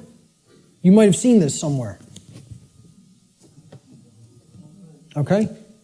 This pattern is called something. Does anybody know what this pattern is called? What is it? Not the flower of life. The seed of life. The seed of life. Okay? Now, what happens from a seed? It grows. It generates something. It creates something. A seed has an outer casing, an outer shell. Okay? Then if you're going to get to the inner core of it that contains all of the creative, genetic, generative material, okay, that shell has to be there and intact. You break the shell of the seed, the creative essence of the seed is going to be gone. Okay? Now, what is that principle? Here's what that principle is. It's the 8th, or what I call the lost principle. And it's the thing that has to be present in order for any change to manifest itself. And it is not what most people think of it as. Even when I tell you what this is, I guarantee you there will be an inaccurate connotative meaning for what people think this means. Okay? Here's what the 8th principle is. It is known as the generative principle, or the principle which governs creation, which actually is the causal factor that goes into effect and generates the result that we say that we want. But what's the real term for it? Who can guess what the actual term, what the generative principle of creation actually is? No, it is not action. Okay, now most people will say it's love. I want to distinguish it from the concept of love, even as I'm going to describe love in this presentation a little bit later on. Okay? What is it? Procreation. No? What? Somebody said it. But somebody said something else. No? Who? Care. There it is. Okay? The generative principle is care. Now, this is different than compassion. People say, why don't you use the word compassion? Because that's not what I'm talking about. It is a different concept than compassion, or even what I would describe as love. Care, and I mean care with a capital C, and here I didn't even put it with a capital C. I'm just putting it in all uppercase. All uppercase care. Distinguish this from care with a lowercase c. Okay? This means, what are you giving attention and helping to grow? What are you focusing upon? Because what focus you're focusing upon, that's what's ultimately getting generated, getting created, and growing. And this doesn't mean be ignorant of what's going on in the world and don't look at anything that's negative because you're going to feed that and give power to it. That's not what it means. Okay? That means, you know what you're feeding? In that instance, if you want to do that, you're feeding ignorance. And that's what's going to grow. It's the exact opposite that the New Agers want you to believe that it is. By ignoring the negative, you are ensuring that more of it occurs. You are fueling it by ignorance, ensuring that it grows and takes over. Okay? What care has to be looked at here as is, this is what you're giving your energy to. This is what you're focused upon. This is what you actually care enough about to do, to spend your time on, to put your attention on, to manifest in the world. That's what I'm talking about as care, okay? That's what generates our experience in the aggregate. Most people don't care about what's really happening. Therefore, it is an impossibility for us in the aggregate to change the direction of energy, to change the direction of consciousness, and ultimately to get what we say we want. That's how the real law of attraction works. All right? Here's how it actually operates. The lost principle is the dynamic of care. What we care about on a day-to-day basis acts as the driving force of our thoughts and actions. What did I say we need to develop? The heart, mind, guts. Right? Heart, mind, guts. In that order. Care comes first. You got to care enough to know, to develop the knowledge. Okay? Then you got to act on it and put it into practice. Apply it. So that's the order. Heart, mind, guts. Care, knowledge, action. Those are the steps. Okay? And all three of those have to be in place. All three. That's what unity consciousness is. It's unifying thoughts, emotions, and actions. The three aspects of consciousness, such that there is no contradiction between them. Our thoughts, what we say, what we think, how we feel, and how we act are one and the same. There's no contradiction. That's unity consciousness. Okay? Therefore, okay, since care is the driver of our thoughts and actions, it ultimately can be seen as the generator of the quality of our shared experience here on the earth. Care is what generates the whole thing. Hence, it has been called the generative principle. Liken the heart to a pump in the body. Well, what does a pump do? It's a generator. It provides energy. It moves the life force through the blood in the body. In every ancient tradition, they talk about the life force being in the blood. The heart is what pumps that through the whole physiology and enables us to continue to sustain life. Okay? The heart is the generator. It's the pump. It's the center of the being. As important as the brain is, which we just talked about the importance of it, the heart is ultimately what's generating the experience. Because what we care about determines what we think about on a daily basis most of the time, and therefore how we behave. All right? So, this principle has often been referred to as the generative principle. Is anybody familiar with the compasses and square symbol of Freemasonry? With the G in the middle? Well, that's what the G stands for at the highest level. They'll talk about many porch masons. These are the exoteric masons that are given the teachings of the profane and they think they're in the know. Okay? They're given the information, well, this only means geometry, it only means God, etc. Okay? One of the things they'll tell you it means at a slightly higher level is that it means gnosis, knowledge, okay, which we saw the meaning of in Greek earlier. At a higher level, at illuminated levels of Freemasonry, which are above 32nd degree, they will give you what the real meaning of the G inside the compasses and square is. And it is the generative principle.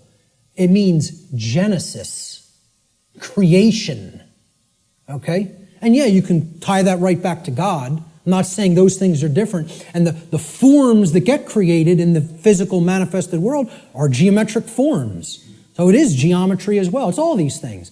But at the highest level, it's the generative principle. That's what that G really stands for in esoteric Freemasonry. Okay? It's called the generative principle because that means to create. It comes from, the word generative comes from Latin, the verb generare, as we've already talked about, means to create. The generative principle is what we create through. And it's lost because people don't care. They don't have care. Hence, it's the lost principle. Okay? Here's how it works, folks. What we care enough to put our will behind. Okay? So again, heart, mind, guts. Guts is the will. The action, the masculine principle. That's what gets things done ultimately in the physical domain. What we care enough to put our will behind. And that's driven by the care. That's the generator or the pump that drives the will. Okay? What we care enough to put our will behind is ultimately what gets created or manifested in our world. The world is the way that it is because most people do not care enough, even if they say, they pay lip service, okay, and say that they want things to be different. They don't care enough to actually change it through their actions. Because when it comes all down to it, and I said this in my New Age, BS seminar or lecture, okay? What it comes down to is preventing action. Preventing action. That's what the New Age community is designed to do. They want people inactive because the dark occultists know that the thing that is ultimately generating our reality is behavior, as you saw in that simple four-part chart, that little building block chart that I put up there. Action is what's generating the reality. That gets generated through what we care about because our cares and our desires drive our actions. Okay? So most people will say they want things to change, but then when you say, what are you doing to make that change happen? Not a word. Silence comes back on the other end. Okay? So they don't care enough to change it through their actions. That's what the generative or lost principle is about. And until that principle is regained and people get out of their laziness and most of all get out of their cowardice. Again, in that New Age lecture, I'm talking about what it ultimately comes down to in the New Age movement, and I'll look at any New Ager in the eyes. They're cowards. Cowards. Ultimately, they know the evil that we're up against, and they intend to do not a damn thing about it. That's what it really comes down to. And anybody telling you it's different than that is lying to you. Okay? They're cowards. Period. And I'll say it right to any of their faces. Anything I say up here, anybody that believes in that nonsense, come and bring them to me. I'll tell them right to their face. Straight and open, just like I said it here. Because I don't care. I don't care about their nonsense. I care about what's real. Okay? So, I'm telling you, this religion has to go. It's got to go. If people are going to make real change happen, the idea that it can't be done that it can be done without taking actual real-world action has to be purged from human consciousness. Reality does not work like that. Period. The end. And I can't make you accept that. I recognize I can't make anybody in this room accept that. All I can do is put it out there for your consideration, and if you have some common sense and really, really think about it, you'll understand what I'm saying here is absolutely the way it is. Okay? Many people want to deceive you through these religious notions, okay? Which is all about getting people to stand down and accept their chains. That's what that religion's in place for. All right? This next section I call spiritual currency or spiritual currencies. All right? There's two spiritual currencies, time and attention. Now, look, we can readily see this, right? Time is money, people say. It's currency, right? What am I going to spend my time on? What am I going to pay attention to? Pay attention. You pay for something, you get something in return when you pay for something, right? That's what attention will get you here. It will get you something in return. You pay attention, you're going to come out of here with a lot of understanding. There's two spiritual currencies, time and attention. This analogy can be seen very readily in the saying, spending time and paying attention. Whatever information or endeavors we put our time and attention toward, we end up getting something in return for that investment of these currencies. This is what real money is, folks. Real money. This will get you real money. One I, mon I. Okay? If you want real money instead of the fake Federal Reserve nonsense fiat paper currency money that isn't worth the paper it's printed upon, then keep thinking that that has value. Okay? And people who say gold is value, gold is real money. Well, I ask people, what intrinsic value does gold have? And they say, well, it's been traded with throughout time immemorial. People have valued it all the time. Does that make it intrinsic? You answered my question. It's like saying, Why does that projector have intrinsic value? And you say, because I find it valuable. No, that projector has intrinsic value because it's capable of projecting an image, and if I want that task done, that's what I use a projector for. Okay? Well, what's gold used for? Can you build clothing out of it? Can you build a house out of it? Is it malleable enough to be molded into a weapon of some sort? You're going to take shelter under it? Well, maybe if you have enough of it. You know, the whole point is there is no intrinsic value to this. It's something that's, the idea of it having, of any precious metal having intrinsic value, other than, you know, okay, in a technological society it's used for computers. This is true, okay? But I'm talking about in nature. You know, where would this idea of intrinsic value of gold come from in the ancient past? People will say, well, it's used as a medium of exchange, okay? Money is not a medium of exchange. People think of it as a medium of exchange, and it's not. It's incorrect, okay? Money is the limiter of energy in the system. See, people think of money as currency. Even the name is a mind control technique because it's supposed to be about, it's the current in the energy system. This is the current. It's the amperage, right? No, it's not. It's not the capacitance either. It's not a store. That's another thing people will tell you money is, what they say is real money. Okay? It's all fake. It's all fake. It's not a store either. Do you know what it is? It's the resistance in the system. It's the resistance to change in the system. It acts as the resistor. Because as long as that modality of slavery called money continues to exist, it will always be extraordinarily difficult to create real lasting change. So again, I piss off everybody. Religion's got to go, scientism's got to go, New Age thought's got to go, money's got to go. All of it's got to go. You know why? It's all religion. It's all religion, and the word religion means to hold one back, to tie one up and keep them where they're at, as we're going to get to in a few moments. Okay? So let's get back to spiritual currencies. We end up getting something in return on what we put our investment of spiritual currencies toward. And you know what that, if it's put toward the right goals, the end result is true money, one eye. Okay? True spiritual vision. The ability to see, to unoccult something and see it for what it really is. That's what comes from truly putting time and attention onto the right things. This return could come in the form of knowledge.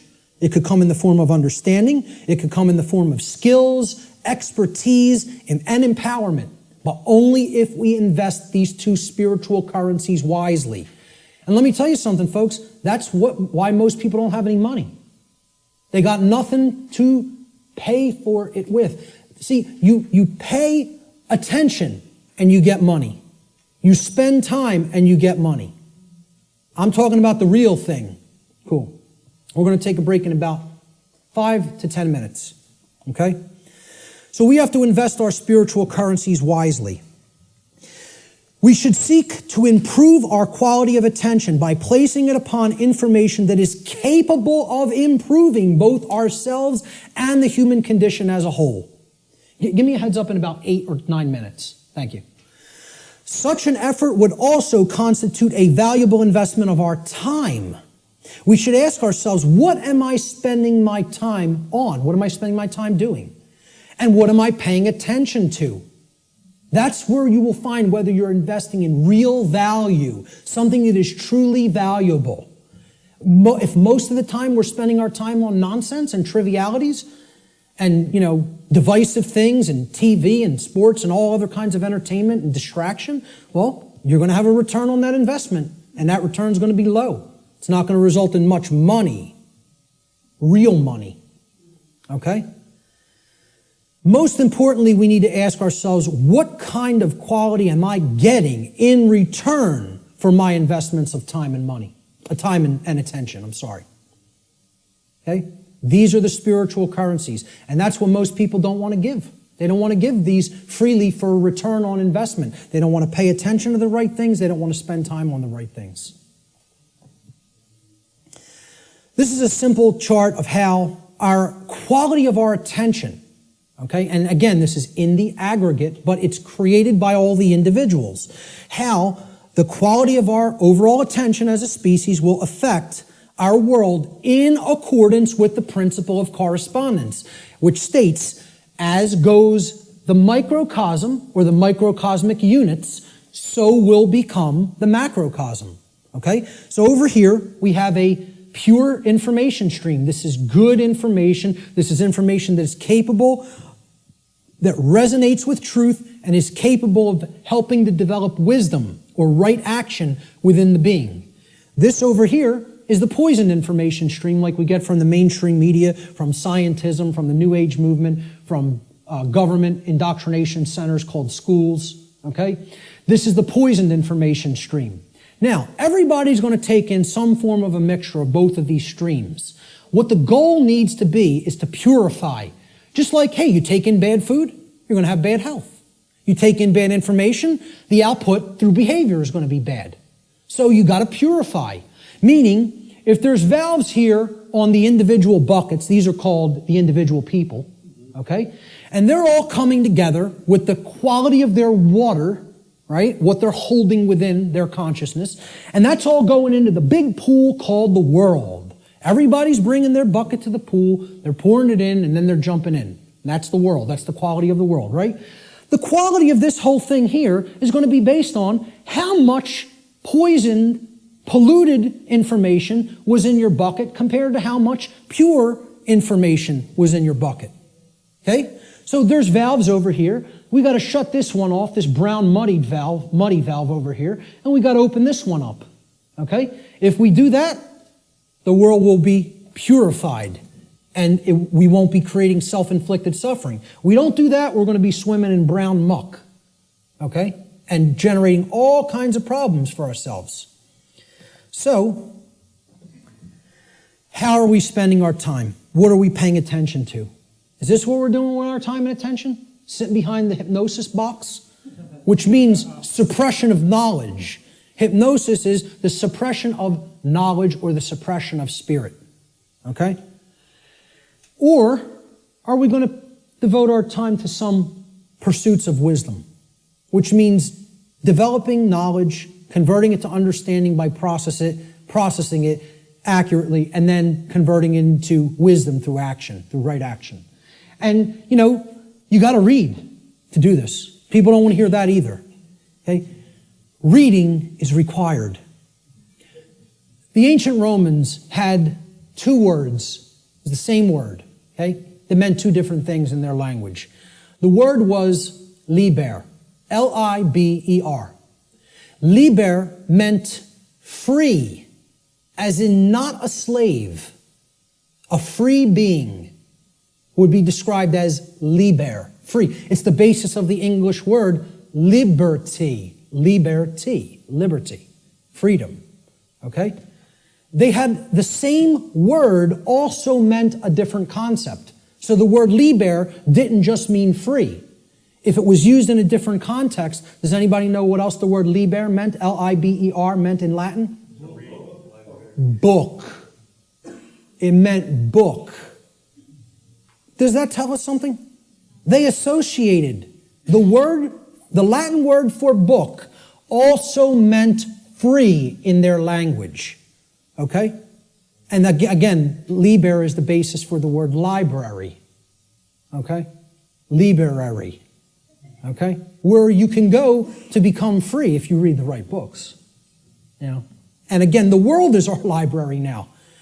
We've reunited all the parts of the big library that were cast to the four corners of the earth. The mystery traditions are available at your fingertips now, which hasn't been the case at any time in human history. And what are we doing? We're playing Farmville on Facebook. So we have to ask ourselves, what are we spending our spiritual currency on? And are we investing it wisely for a return of real money, which is actually spiritual enlightenment? I'm going to take a quick break right there, and we'll pick it up with the next section in 10 minutes. 10 minutes, right back here to continue. Thank you.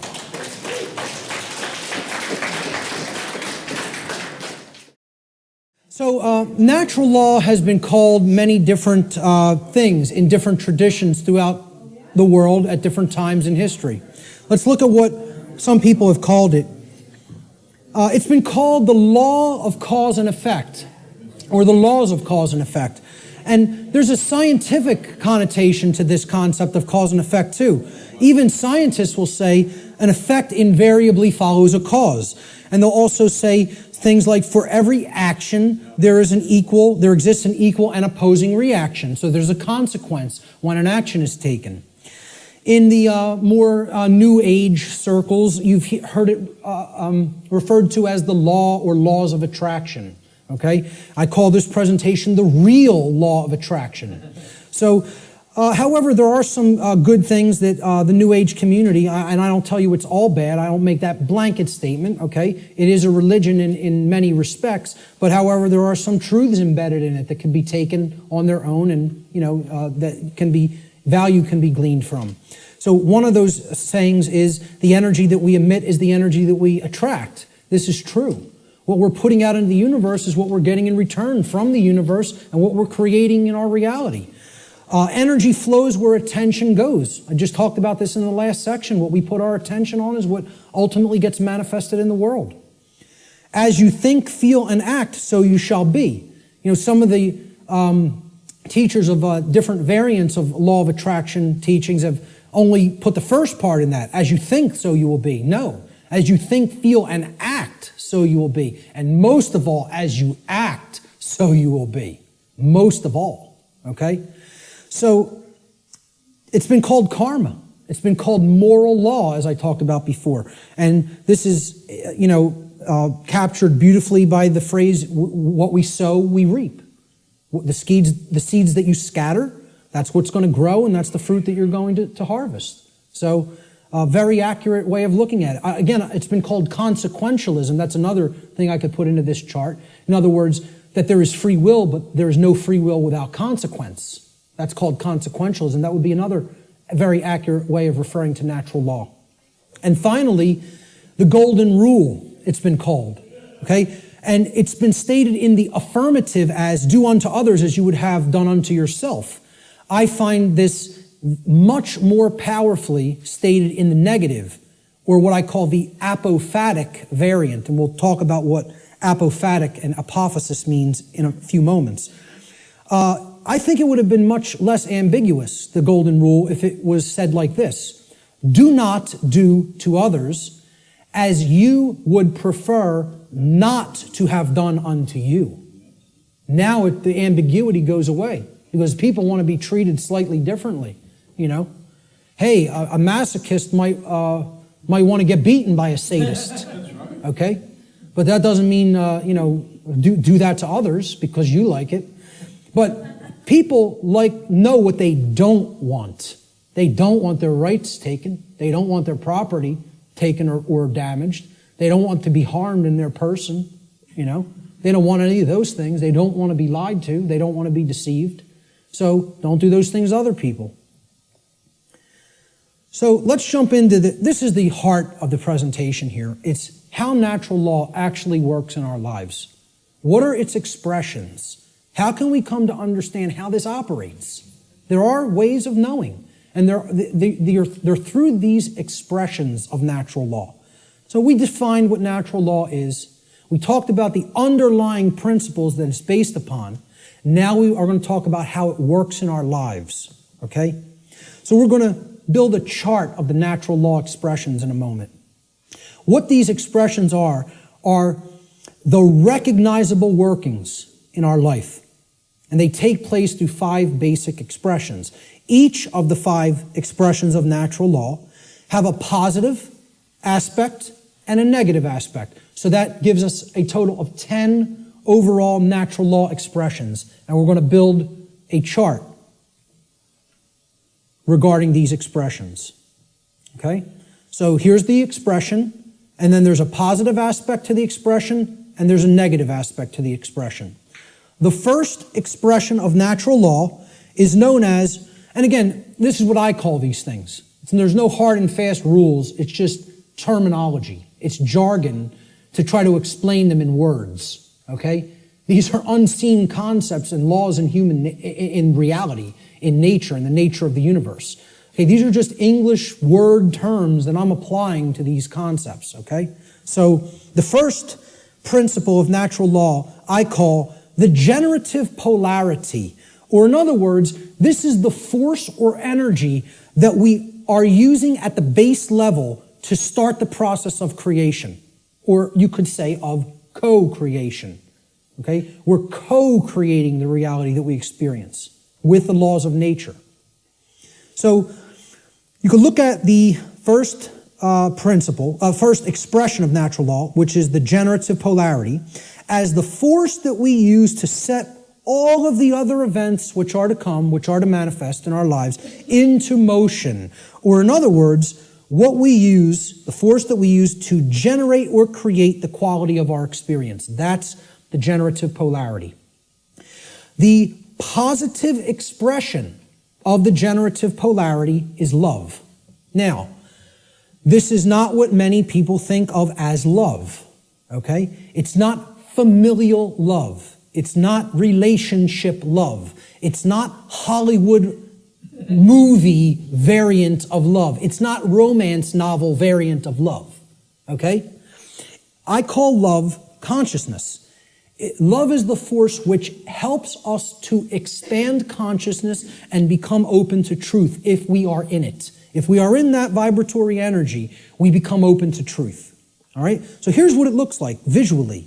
I try to put a visual aspect to all of these concepts. Okay? And people would think I'm going to put two people together kissing or hugging or something like that. Okay? Love is inside each individual if it's present. Okay? It doesn't depend on any other person. You can express love with another person, and there's no problem with that. I'm not saying that's a bad thing. That's a great thing if it's present in your life. The capital L, capital O, capital V, capital E definition of love that I'm giving here is not that. It is this force that opens up our consciousness. It's the flowering expression of consciousness. Okay? So how I word this is the positive aspect of the generative polarity, the first expression of natural law, is love. In regard to natural law, love should be seen as the expansive force for consciousness. It is the force which helps us to become open to truth and expand our awareness. That's the connotation that I'm giving for the concept called love here. Okay, that's the positive expression of the creative polarity. Now, the negative expression of the creative polarity is the exact opposite of love. So people will automatically think, well, that's hate. And it is not. Because the thing that puts consciousness in a box and prevents it from growing and keeps it where it's at is what? Fear. There it is. Fear. Fear is the basis for unconsciousness. You cannot be unconscious of anything in particular unless you fear it. Okay, that's what shuts consciousness down. And here's my visual for it. Fear. I don't want to look at that. That's too horrible for me to contemplate. That can't be true. I don't want that to be true. That's all fear. Okay? The negative aspect of the generative polarity is fear. Fear is the contractive force for consciousness. Fear is the force which influences us to become closed to the truth, and it is the force which ultimately shuts down our awareness. That's why so many people are unconscious, because they are fearful. They are fearful of the responsibility that comes with knowledge, and most of all, they are fearful of having to act based upon knowledge, because that requires courage. The second natural law expression is the initiating expression, what I call the initiating expression, just my term for it. Okay? The initiating expression is the first stage of tangible and recognizable results which we produce in our lives after we have, quote unquote, set the ball rolling, okay? Set the dynamic in motion by choosing between the generative polarities of either love or fear. All right? So, we choose love and something starts to happen. We become open to truth, right? Well, love is the expansive force for consciousness that opens our minds to the truth and awareness. So what do we gain as a result of accepting or existing in the vibratory energy called love? We gain knowledge, which is the acceptance of truth. Since love opens us up to truth, knowledge is its reception. It is the receiving of truth. We come to know. Okay? So that's how it starts. I call this the initiating expression. Now, of course, there's a negative initiating expression if we are existing in the vibratory dynamic of fear. That would be the opposite of knowledge. What is it? Ignorance. Right. Now, this is what I put forward as knowledge. This is my imagery for knowledge. Okay? That's a being who knows themselves. And as the mystery traditions of Greece put forward at the Delphic oracle, know the self and you will know the universe. In other words, know the microcosm and you will know the macrocosm. Know thyself. The positive aspect of this initiating expression is knowledge or the acceptance of truth. Knowledge positively influences the quality of our lives because it positively influences our decision-making processes that lead to understanding in every area of our lives. You want to know how something works and ultimately create something good? You have to have knowledge. You want to know how a car works? Keep it running in good order, you have to have knowledge. You want to know how a computer works? Keep it running in good order, you have to have knowledge. You want to know how the human psyche works and keep it running in good order so the conditions on earth manifest the way you want them to manifest? You got to have knowledge. Not getting out of this condition without learning. Learning is the key, it's the answer. Knowledge is the answer. And people don't want to hear that. They don't want to hear it. They want to think we're magically going to manifest the desired conditions that we say we want without learning a thing. It doesn't work that way. So again, the negative initiating expression is ignorance. Ignorance is the refusal of truth. It is the refusal to gain knowledge. Okay? Because we are in fear.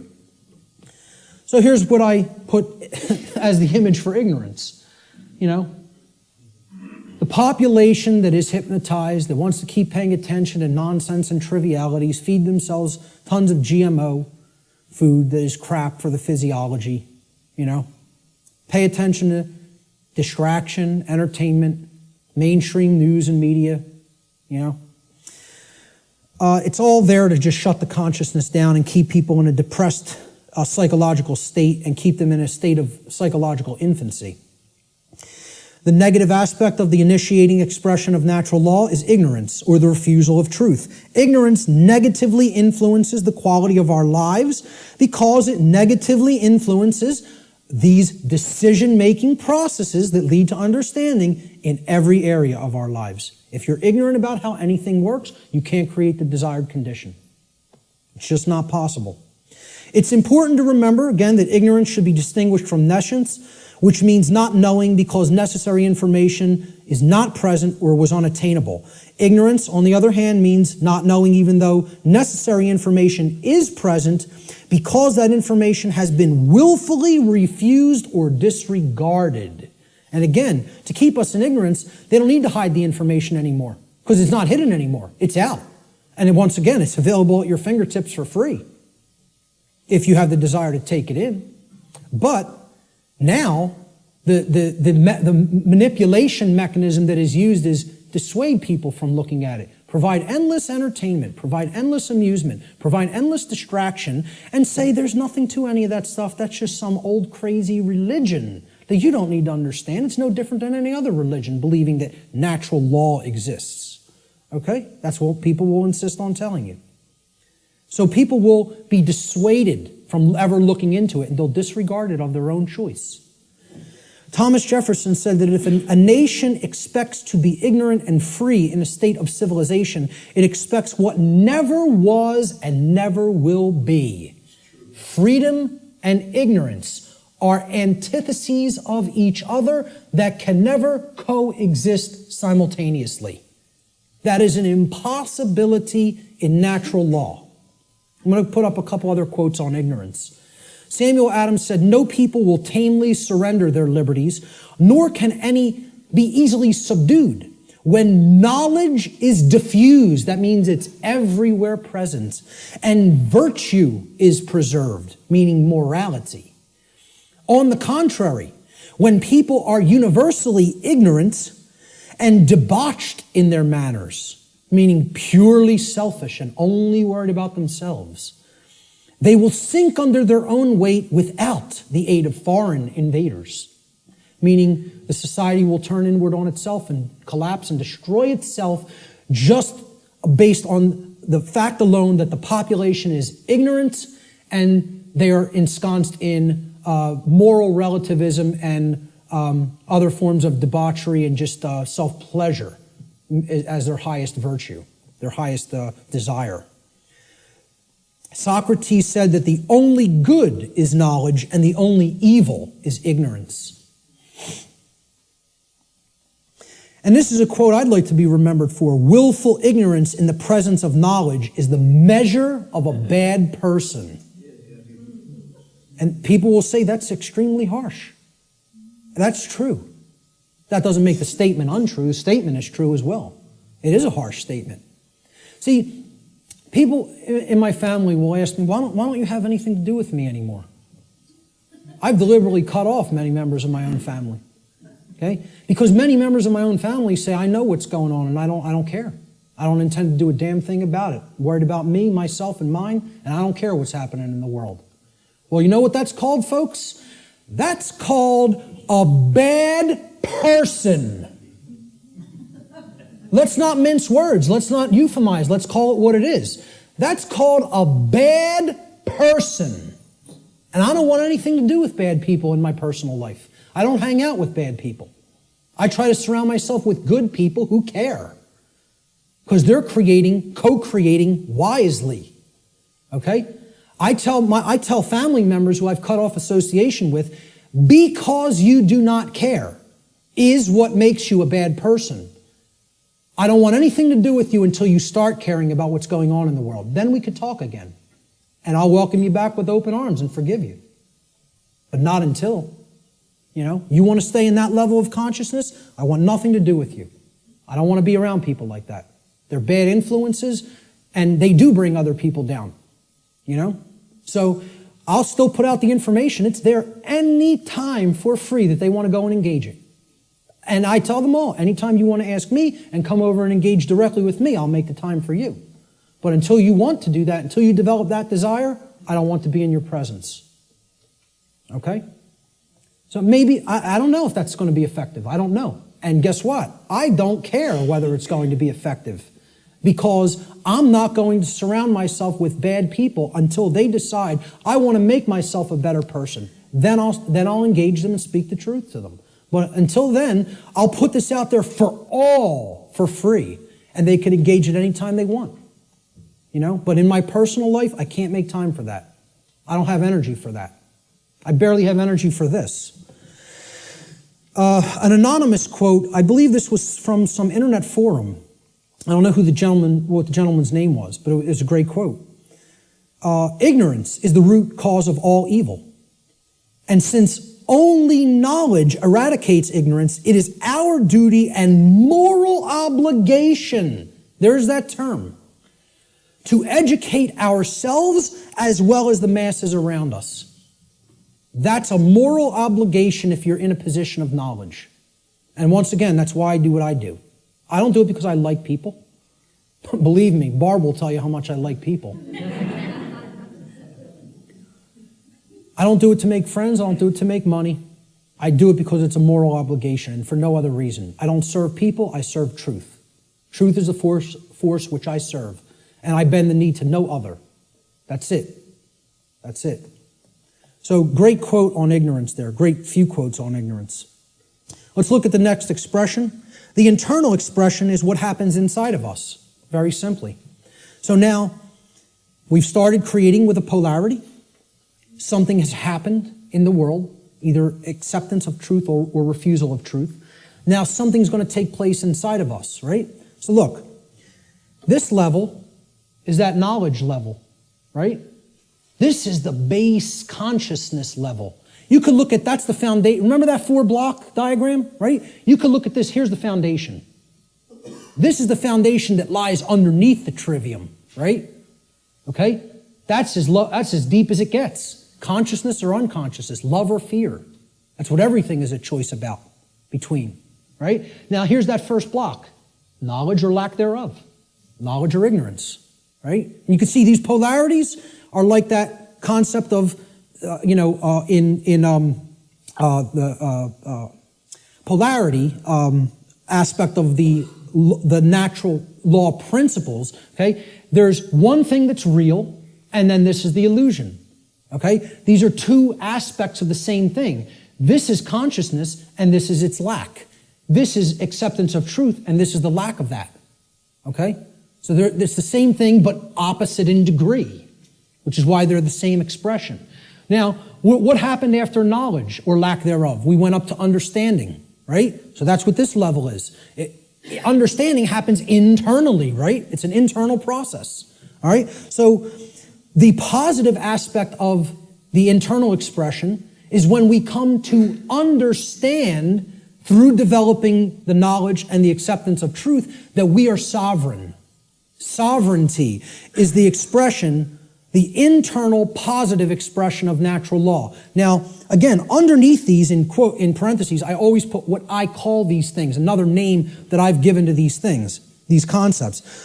I call sovereignty internal monarchy. Internal monarchy. Now, monarchy means one ruler. Mon means one, is a prefix for one, and archon in Greek means ruler or master. So, internally, we each need to master and rule ourselves. This is our kingdom that we get to rule and nowhere else. We don't get to rule over anybody else. Many people think they're the rulers of other people, but they're wrong. Each of us is a sovereign being. Sovereignty, as we're going to see, means that you're not owned by anyone else. No one else owns you if you're sovereign. Okay? So here's my expression, my visualization for sovereignty. Okay? Somebody who truly has the light. They have the light at their disposal. They're bathed in it. It's flowing within them. Okay? And light has always been associated in different mystery traditions as knowledge. It's been a symbol that has represented knowledge. This is the person who has the knowledge and has gone through the decision making and filtering processes with that knowledge to come to an internal understanding that they are a sovereign being. And I have news for everybody, whether you know it or not, whether you are familiar with the term or not, every person here is a sovereign, and you can never not be. It is an impossibility for you ever to be non-sovereign. It cannot be done. Cannot be done in nature. Okay? Every single human being on this planet is a sovereign being. And we're going to look at what a sovereignty actually means. The positive aspect of the internal expression is sovereignty, or what I call internal monarchy, meaning one ruler within. Internal monarchy, one ruler within. As a state of consciousness, sovereignty means that one has unified the three aspects of their consciousness, such that there is no internal contradiction between one's thoughts, emotions, and actions. We become a being that as we think, so we feel, so we speak and act. And there's no contradiction between those. We're not torn apart from within in this state of internal opposition amongst our own consciousness. Okay? Moreover, let's break the word sovereign down. That's where we're going to come to the real meaning of the term.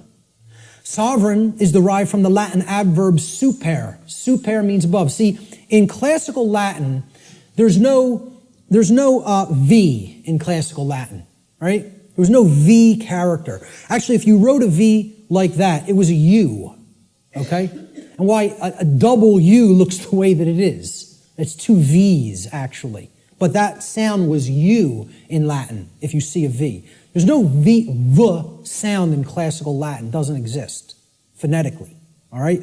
So this phonetic variation that we express as V or V in English, in Latin was P or B. It was represented by a P or a B. So what we're really seeing here is suver. Suver, okay? But it was pronounced in Latin super, like super. Well, what does super mean? Super, you're beyond, you're above and beyond, okay? It means above or beyond, that's what it means. A superman is one who's beyond an ordinary man, right? The Latin noun regnum comprises the second part of the etymological root of this word. Regnum, it comes from rex, rex regis in Latin, or regis. It means king. So regnum was the king's rulership. Regnum means his reign. It's where the word reign comes from in English, regnum, in Latin. It means rulership or externally imposed control. Okay? Not control in the context, I'm going to control my emotions, I'm going to control my behavior. No. It means I'm going to control you externally by imposing my will over your will through coercion. That's the context of rulership or control that I'm talking about here. So put them together. Super regnum, sovereign, means above or beyond externally imposed rulership or control by another. That's what it means. Sovereign means not a subject to another being, like a king, like one who considers himself a king. And it means not a slave to someone who considers themselves your master. That's all sovereign means, folks. Not a slave. And why I say every single person here is a sovereign is because there is no such thing, never has been any such thing, and never will be any such thing as legitimacy to slavery. That has never existed, does not exist now, and never will exist. Slavery is an illegitimate concept. None of us are slaves. The condition of slavery has been imposed upon people, but it has never in history been legitimate, and it never will in history be legitimate. So there is no legitimacy to the concept of slavery, of the rightful rulership of another being through directly imposing your control through coercion. Doesn't exist. That's a big part of what natural law is about. We have to understand when we're saying this word, this is what is meant by sovereign, not a slave. Okay, we did a study where we asked people, are you a sovereign? Like 11% said yes. Maybe. I think it was 10 or 11%. Which I thought was almost encouraging, that 1 in 10 people knew that they were sovereign beings. It was amazing. But 90% of the human population doesn't feel that they're sovereign, doesn't know that they're sovereign. I'm telling you, it doesn't matter an iota whether you believe you are or not. I'm telling you it's an eternal truth that you are a sovereign and can never be non-sovereign. There is no such thing as someone else's legitimate rulership or ownership of you. Because there's no such thing to the legitimacy of slavery, and there never has been, and there never will be. So everyone is a sovereign. A sovereign is a monarch. Again, mon means one, and archon means ruler. So when people ask me, what kind of government do you want?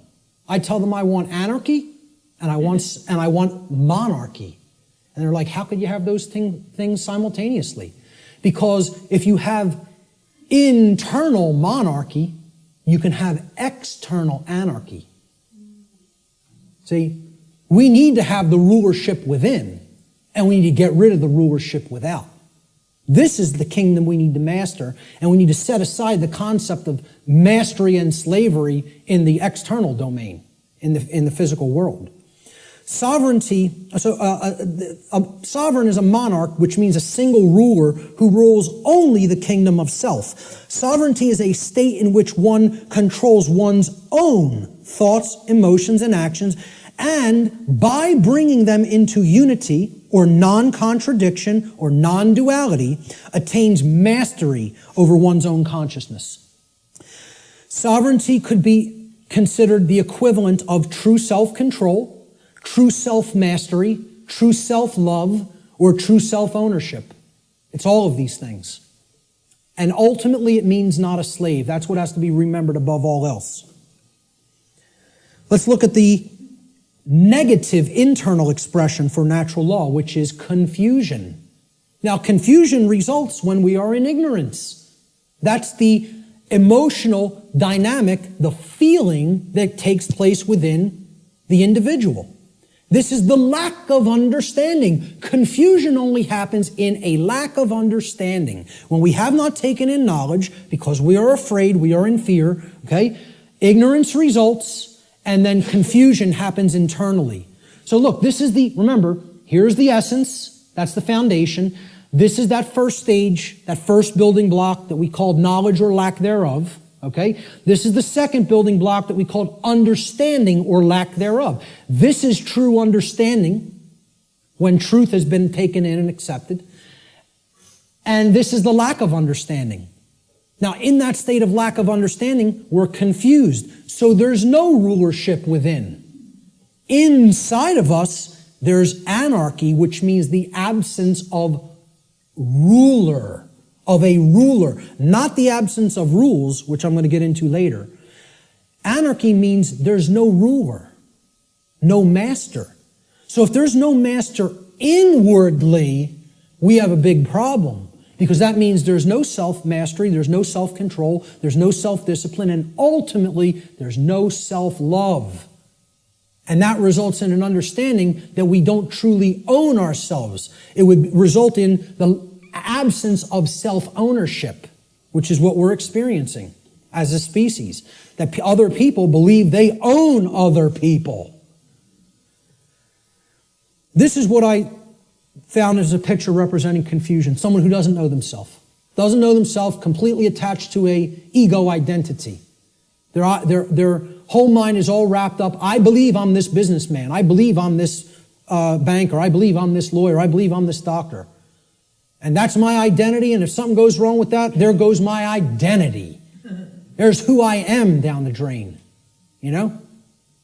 So this negative aspect of the internal expression of natural law is confusion, or what I call internal anarchy, meaning no ruler within. Confusion is the state of mind in which the being is ruled by fear and ignorance. Confusion could be seen as internal opposition within one's own consciousness. In other words, being torn apart from within in such a way that one's own thoughts, emotions, and actions are in perpetual contradiction with each other. A thought, emotion, and action are not in alignment. As we think is not how we truly feel and is not how we act. There's total contradiction and separation. No unity amongst those three aspects of consciousness. That's confusion.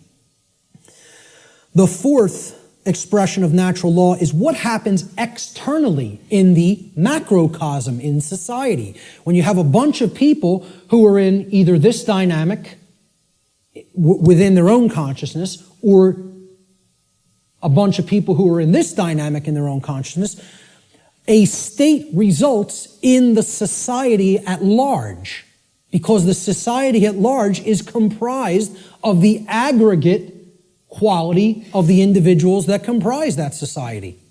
All right?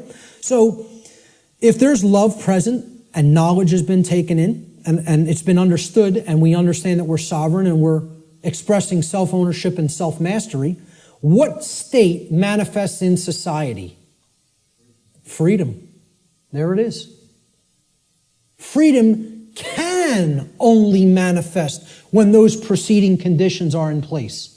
It cannot magically manifest by any other means. If we say we want to be free, this is the path we have to take. Consciousness, acceptance of truth, and an understanding of our own sovereignty through self-mastery. It can't happen any other way. It's not possible. Okay?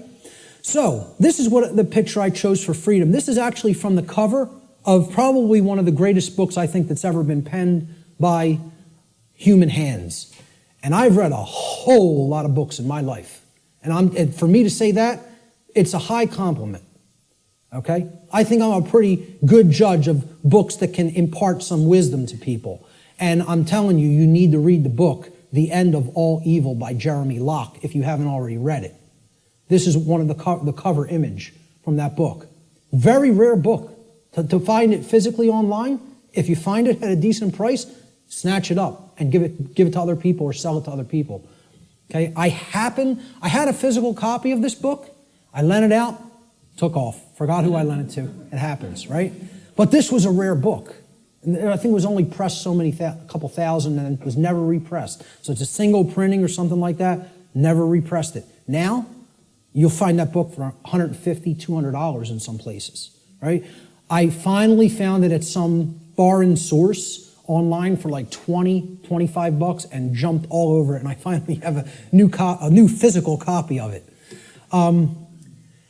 One of the books, along with Larkin Rose's book, The Most Dangerous Superstition, that if I had to tell you, destroy every other book on earth, it would be down to these two. You know what I mean? It's that much. They're that important. This is the cover image from that book, with chains being broken that were formerly holding the earth in captivity. I think it's a great image that represents what freedom is about. It's not about my freedom. It's about our freedom. It's about freedom for all beings. And guess what? Our, when I say that in relationship to the earth, doesn't just mean human beings. It means all beings, including the animal kingdom. So the positive aspect of the external expression is freedom, or what I call external anarchy, meaning externally there are no rulers. There is no condition of masters and slaves. Okay? So that's what anarchy actually means, the absence of slavery. That's what it really means. True freedom for all should be seen as the goal of spiritual development.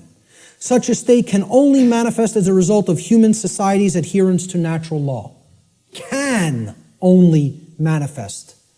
Not just will manifest. The only way it is possible for it to manifest is if we understand and adhere to natural law. Okay, so that's the positive external expression, what happens in society. Now, there's a negative external expression, and you can call it multiple things. You can call it totalitarianism. You could call it slavery. I term it simply control, externally imposed control. Okay, it doesn't mean, self-control. It means literally someone outside of your own being is trying to control you and own you. So yeah, a good way of looking at it would be slavery as well, because control leads to slavery. Control is what I call external monarchy, meaning there's a ruler from without that believes they do own you and wants to continue to own you as their subject or slave. And this manifests in things like the oncoming police state, which I wouldn't even say is oncoming, I would say it's here. Say we're already living in it. It's not something that's going to happen in the future. It's something that's happening in the present. People talk about it as something they're trying to avoid from happening. What makes people think it's not already happening? The negative aspect of the external expression of natural law is control, what I call external monarchy, one external ruler, the concentration of illusory power, in the hands of institutions like government. Control is the pathway to all forms of evil and destruction. It results when a society lives in direct opposition to natural law.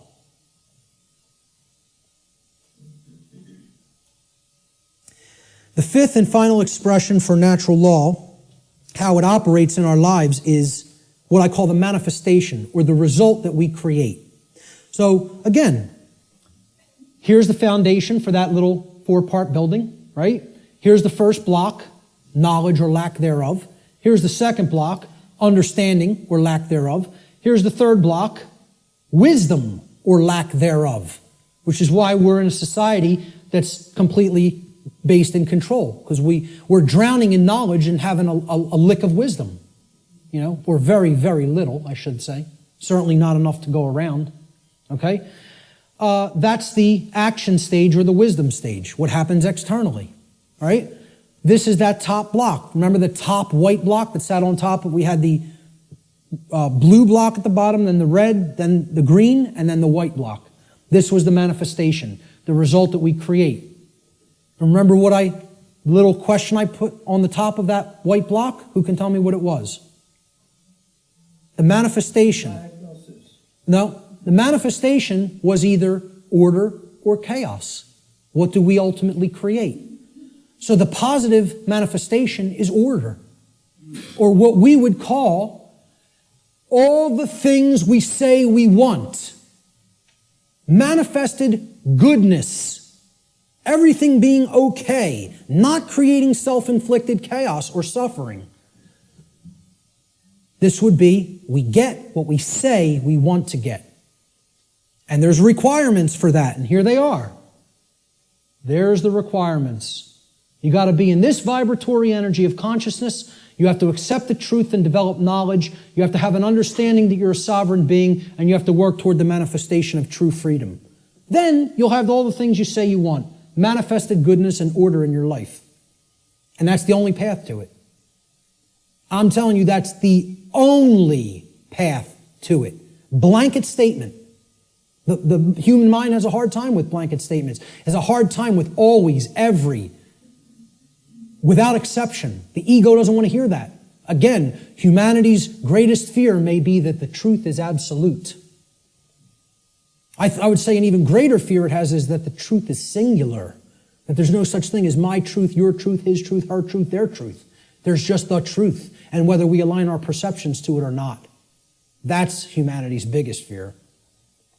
So this is what I viewed order as being like. Okay, we have beings that are actually full of the light, and they're working toward a world that is based in freedom, cooperation, knowledge, sovereignty, no control. Okay?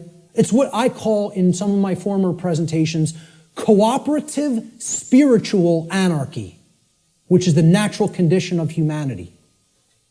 The natural, meaning spiritual, natural condition of the human species that has been blocked from manifesting through mind control, indoctrination, fear-based, trauma-based methods. So that's what I call order, the positive manifestation, manifested goodness. It represents everything we say we want, and it only results when there is balance or justice. Justice comes about through adherence to natural law. Justice can only be present when truth has been accepted in our lives and our behavior has been brought into harmony with natural law. Cannot manifest any other way.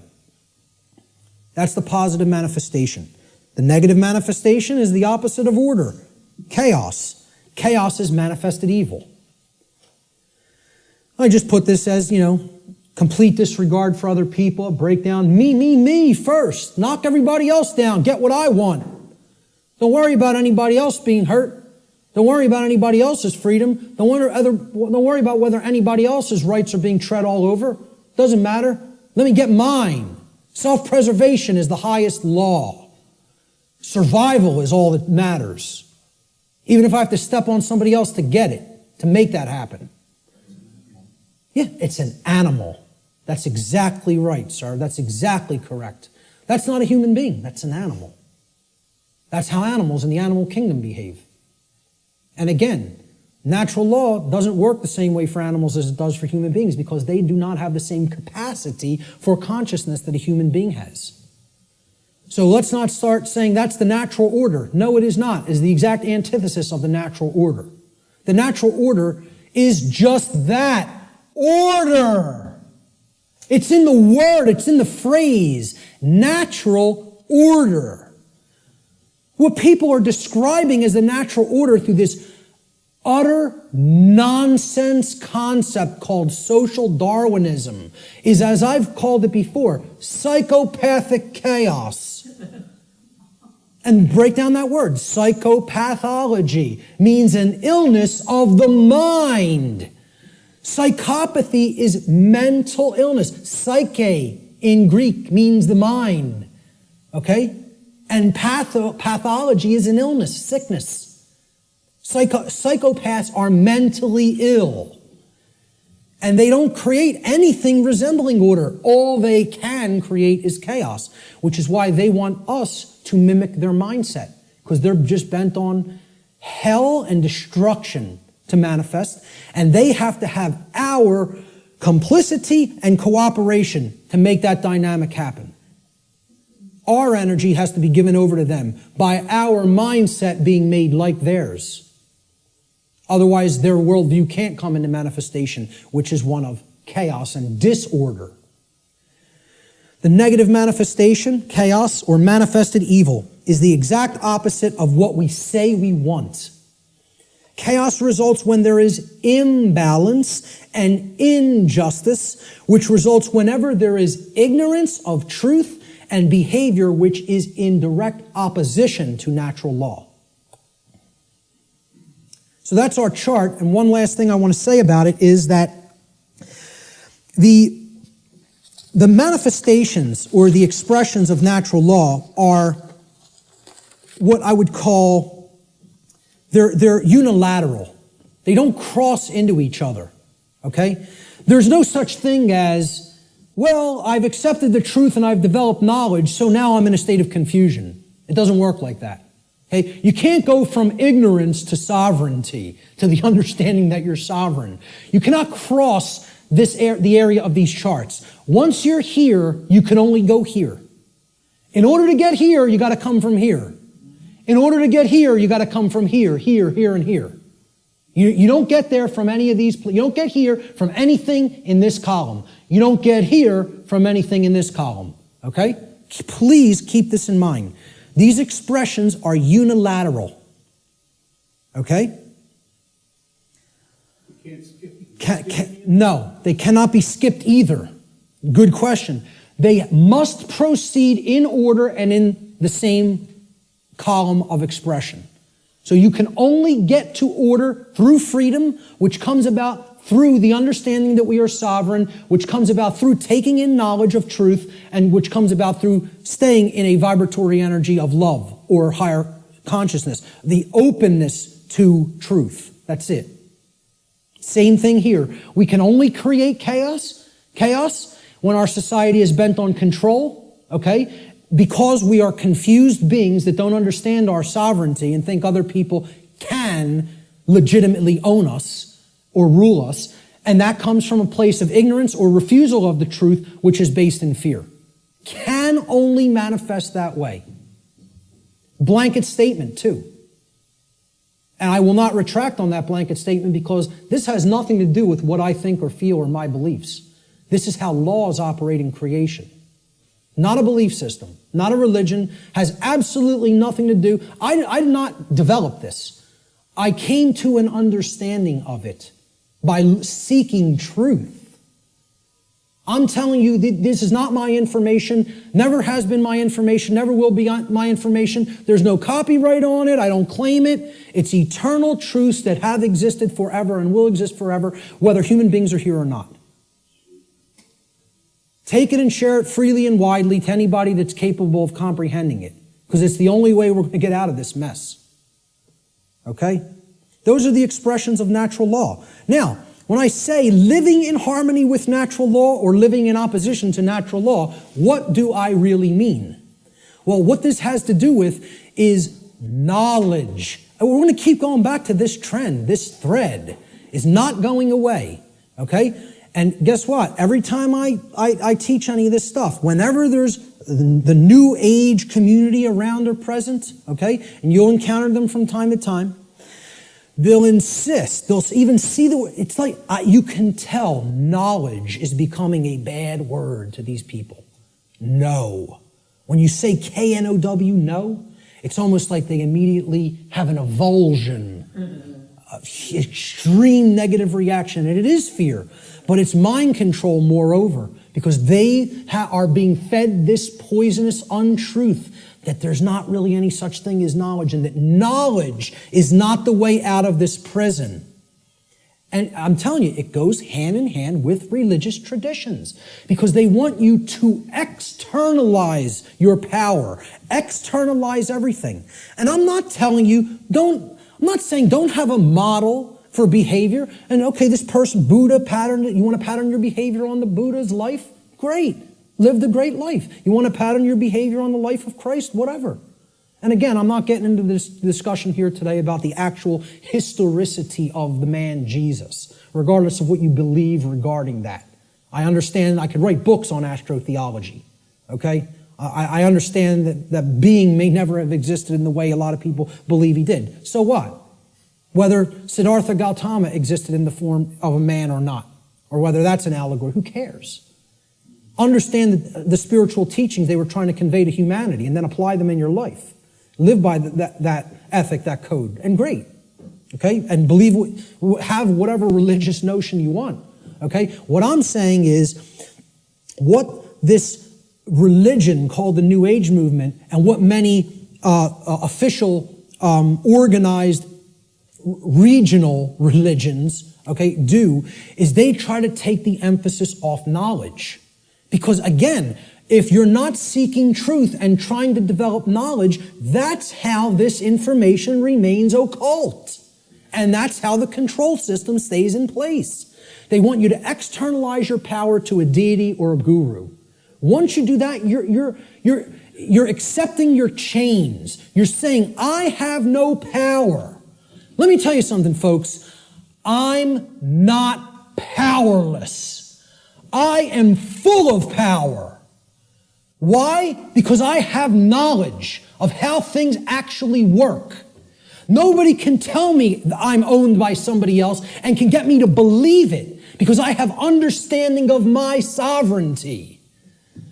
If they can take that away from you by getting you to de-emphasize the importance of knowledge, of self-knowledge, they own you. That's when you're owned at that point. Okay? Knowledge is the way out of this.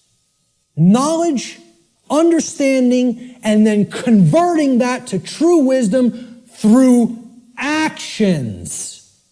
Not believing in something, not accepting everything, not waiting on somebody to come down and save you, whether it be Zoroaster or the aliens from Zeta Reticuli or Ashtar Command or Jesus Christ. Okay? You keep waiting on an external Savior, you're going to be waiting in your chains forever. The knowledge of truth is what the Christ figure himself proclaimed would be the pathway to true freedom. Now, whether you put any emphasis on even exoteric Christianity, I'm telling you, that's the core of all the mystery traditions, is that until you take in the light, you'll never dispel the darkness. And the light is knowledge of truth. That's what it has always been symbolized as and represented as. Okay? Knowledge is the answer. And here's what the biggest piece of knowledge that comprises natural law needs to be understood. There is a difference. It is a 100% completely polarized antithesis. These are diametric opposites that exist in nature. These concepts, right and wrong, do not exist as constructs within the human mind. Anybody who believes that is thrown completely off the path. They are engaged in Satanism. Let me just say it just openly right out in a way that is completely unambiguous. If you believe there's no real difference between these things and that they do not exist in nature, you are accepting Satanism. It's a satanic belief system that comes directly from dark occultism. And once again, you could say whatever you want about believing that or not. I was a priest within this religion. So if you go up to a Jewish rabbi and you would expect he would have some knowledge of the Judaic tradition, would you not?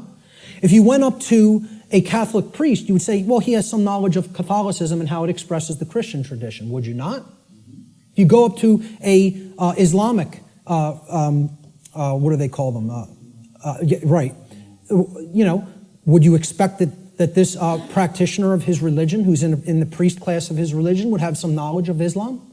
Well, I'm telling you, I was a priest in Satanism. And I'm telling you, the concept of moral relativism is satanic belief. It is satanic ideology. It's one of it's their second tenet. They have 4 pillars. The 4 pillars of Satanism are self-preservation is the highest aspiration, and nothing comes above it. The second tenet is there is no such thing as the objective difference between right and wrong. Right is what's good for me, wrong is what's bad for me, personally. And that's it. And I get to make that up based on my likes, preferences, and whims. Okay? The third tenet is social Darwinism, which is an extension of macrobiological Darwinian theory. Okay? Social Darwinism, an oligarchy or a ruling class gets to direct the herd because we know better. And it's just our right to do so because our intellect makes us superior. And the fourth pillar is eugenics. Since we are ultimately God, since we decide what's real and what's not real, and we give that perception to the rest of the herd, and we get to decide what's right and wrong, well, we're God here. And therefore, we get to decide who lives and who dies. That's the 4 pillars of Satanism. And you know how many people believe that nonsense? A whole lot. Way more than people in the priest class of this religion, because they are propagating these tenets everywhere in human society. So many people are Satanists and do not even know that they are Satanists.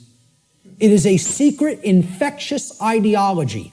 And I'll tell you a personal anecdote real quick. And I'll tell you who it is now, because I don't care anymore. My own grandmother. All right? Let's make it personal. All right? Okay? And I hope she sees it. My own grandmother, I believe was in her late 70s or maybe early 80s at the time. Okay? I think she's in her mid-80s now. And I don't speak to her anymore. I took a printed sheet of paper that I printed out of my printer, printed it out of a laser printer, and I put a little piece of white tape. I taped a piece of white paper over the heading, the title of the document. And I asked her to read this. It had 4 paragraphs, right? And the paragraphs described each of the tenets of Satanism, very briefly. Self-preservation is the highest law, etc., etc. Moral relativism is what we believe in. Social Darwinism is what we believe in. And we believe in eugenics. Okay? She said to me, well, I pretty much agree with everything that's written there. And I said, you do? And she said, yeah, that's how I think. I don't see anything really wrong with it or bad with it. I said, okay. I said, peel that little strip of paper off that I've taped to the top. I want you to see what the document's called. And on top, it said, the tenets of modern Satanism. And you know what her response was? Well, then I guess that makes me a Satanist, doesn't it? Not horrified. Not, oh my God, what is my belief system? What do I believe in? No. Well, guess that makes me a Satanist, doesn't it? As if it was just no big thing. And you know what? You know how many people are in that mindset? Hundreds of millions, if not billions, and don't even understand what it is. Because they think Satanism is something that it is not. They don't understand what the ideology of Satanism is. They think you have to be associated with the trappings of Satanism. Okay? That you have to dress like, as if there's such a thing as dressing like a Satanist. Or you have to have certain things on your walls in your house or in your garage if you're a Satanist. Well, let me tell you something. Satanists are the owners of banks. They own hospitals. They own schools. Okay? Yeah. Certainly that university right across the road. And many people ascribe to this religion in their thoughts, emotions, and actions, and do not even understand it because they don't even understand what that belief system is about. They don't understand what that ideology is. They don't know its tenets. So, again, going back to this, if you don't know that there is an objective, meaning in nature difference, okay, between right and wrong, that is a satanic belief system. Morality, it's not right versus left. It's about right versus wrong. This whole left-right paradigm The people, you fall in with the left, with the Democrats, or the right, the Republicans. Has nothing to do with any of that. It's a false paradigm. The thing that all of that's a distraction for not getting you to pay attention to and understand is the difference, the real, true, and objective difference between right and wrong. And we're going to explore what that is, because it can be known. It can be known, and most people will be shocked and horrified to understand the real differences between right and wrong, because they'll have to look into themselves and recognize in many ways that they are cooperating with wrong. And that they don't really truly know the difference between right and wrong. When you tell people this, I'm telling you, I told this to somebody in a bar once, which was a big mistake of even trying to bring up this discussion in that environment. But occasionally I even, make asinine mistakes like that and think I'm going to be talking to even a semi-conscious being when you're talking to a block. Okay? So I said, you understand what actual morality is true common sense. We're going to look at that term, common sense, and explore what it really means. And she said, so what you're saying is if I think that there's no really objective right and wrong, that I don't have common sense. And I said, yes, that's what no, I said, that's not what I think. I'm trying to explain to you that's what it means by definition, not by what I think.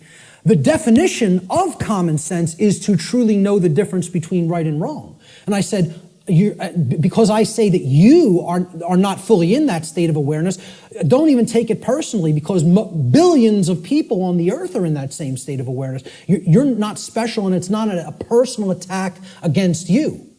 And I thought this person was going to throw a glass at me.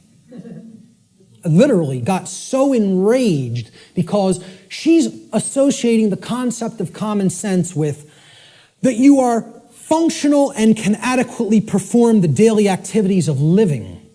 And that's not what I'm talking about as common sense, okay? Having common sense about, I can prepare my meals and eat for myself and wash my own clothes and, go to work. That's not what I'm talking about as common sense. That's your everyman's definition or connotation of common sense. We're going to talk about what common sense really is. Okay? A deep understanding of morality, which are the principles concerning the distinction between right and wrong behavior, lies at the very heart of natural law. This is the essence of it, folks, right here. And here's the difference between right and wrong in a nutshell, about as simply as I am capable of describing it. All right? Now, we use the words correct or right to mean correct and moral. When you say, okay, what's 5 plus 5? It's 10. You're right. Meaning you are correct. That is true. That is the correct answer. That is right. Okay?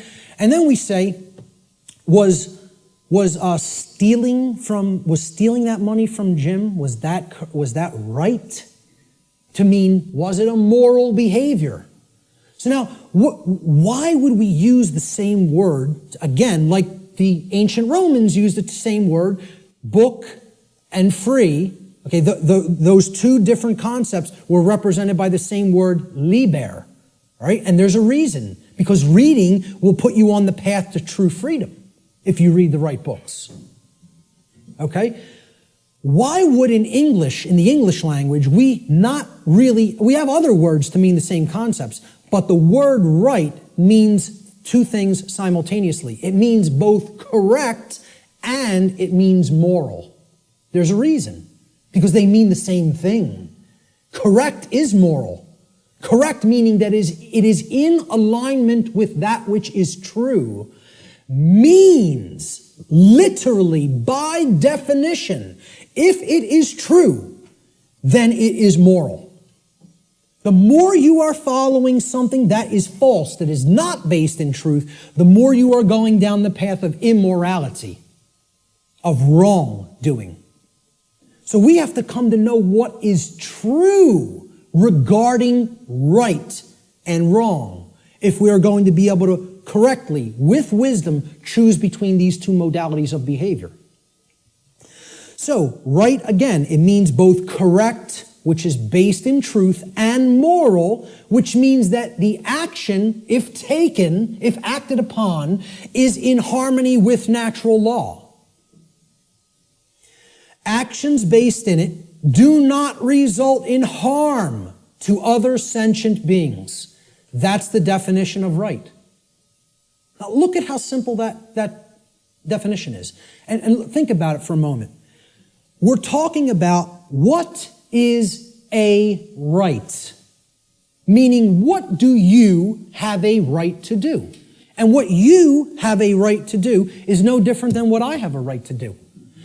What I'm telling you here is every single human being on this planet has the exact same rights. Not one person has one more right than another being.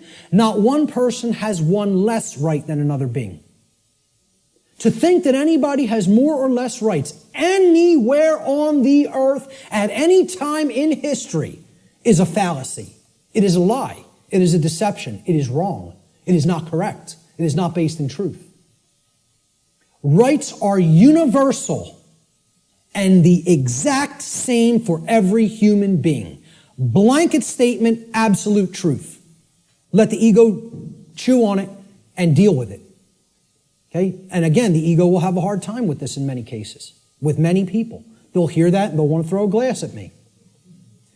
So, look at the definition again. A right. So, when you make a definition, right, this is a noun. Right? Noun's a person, place, or thing in the English language. We're talking about a noun here. You look up the word right, it's a noun, meaning a right. A right that we have to enact, to take, is an action. You have to start a definition with the same type of word. You're defining a noun, you got to give it a noun to start the definition. A right is an action. Most people will never even be able to tell you that.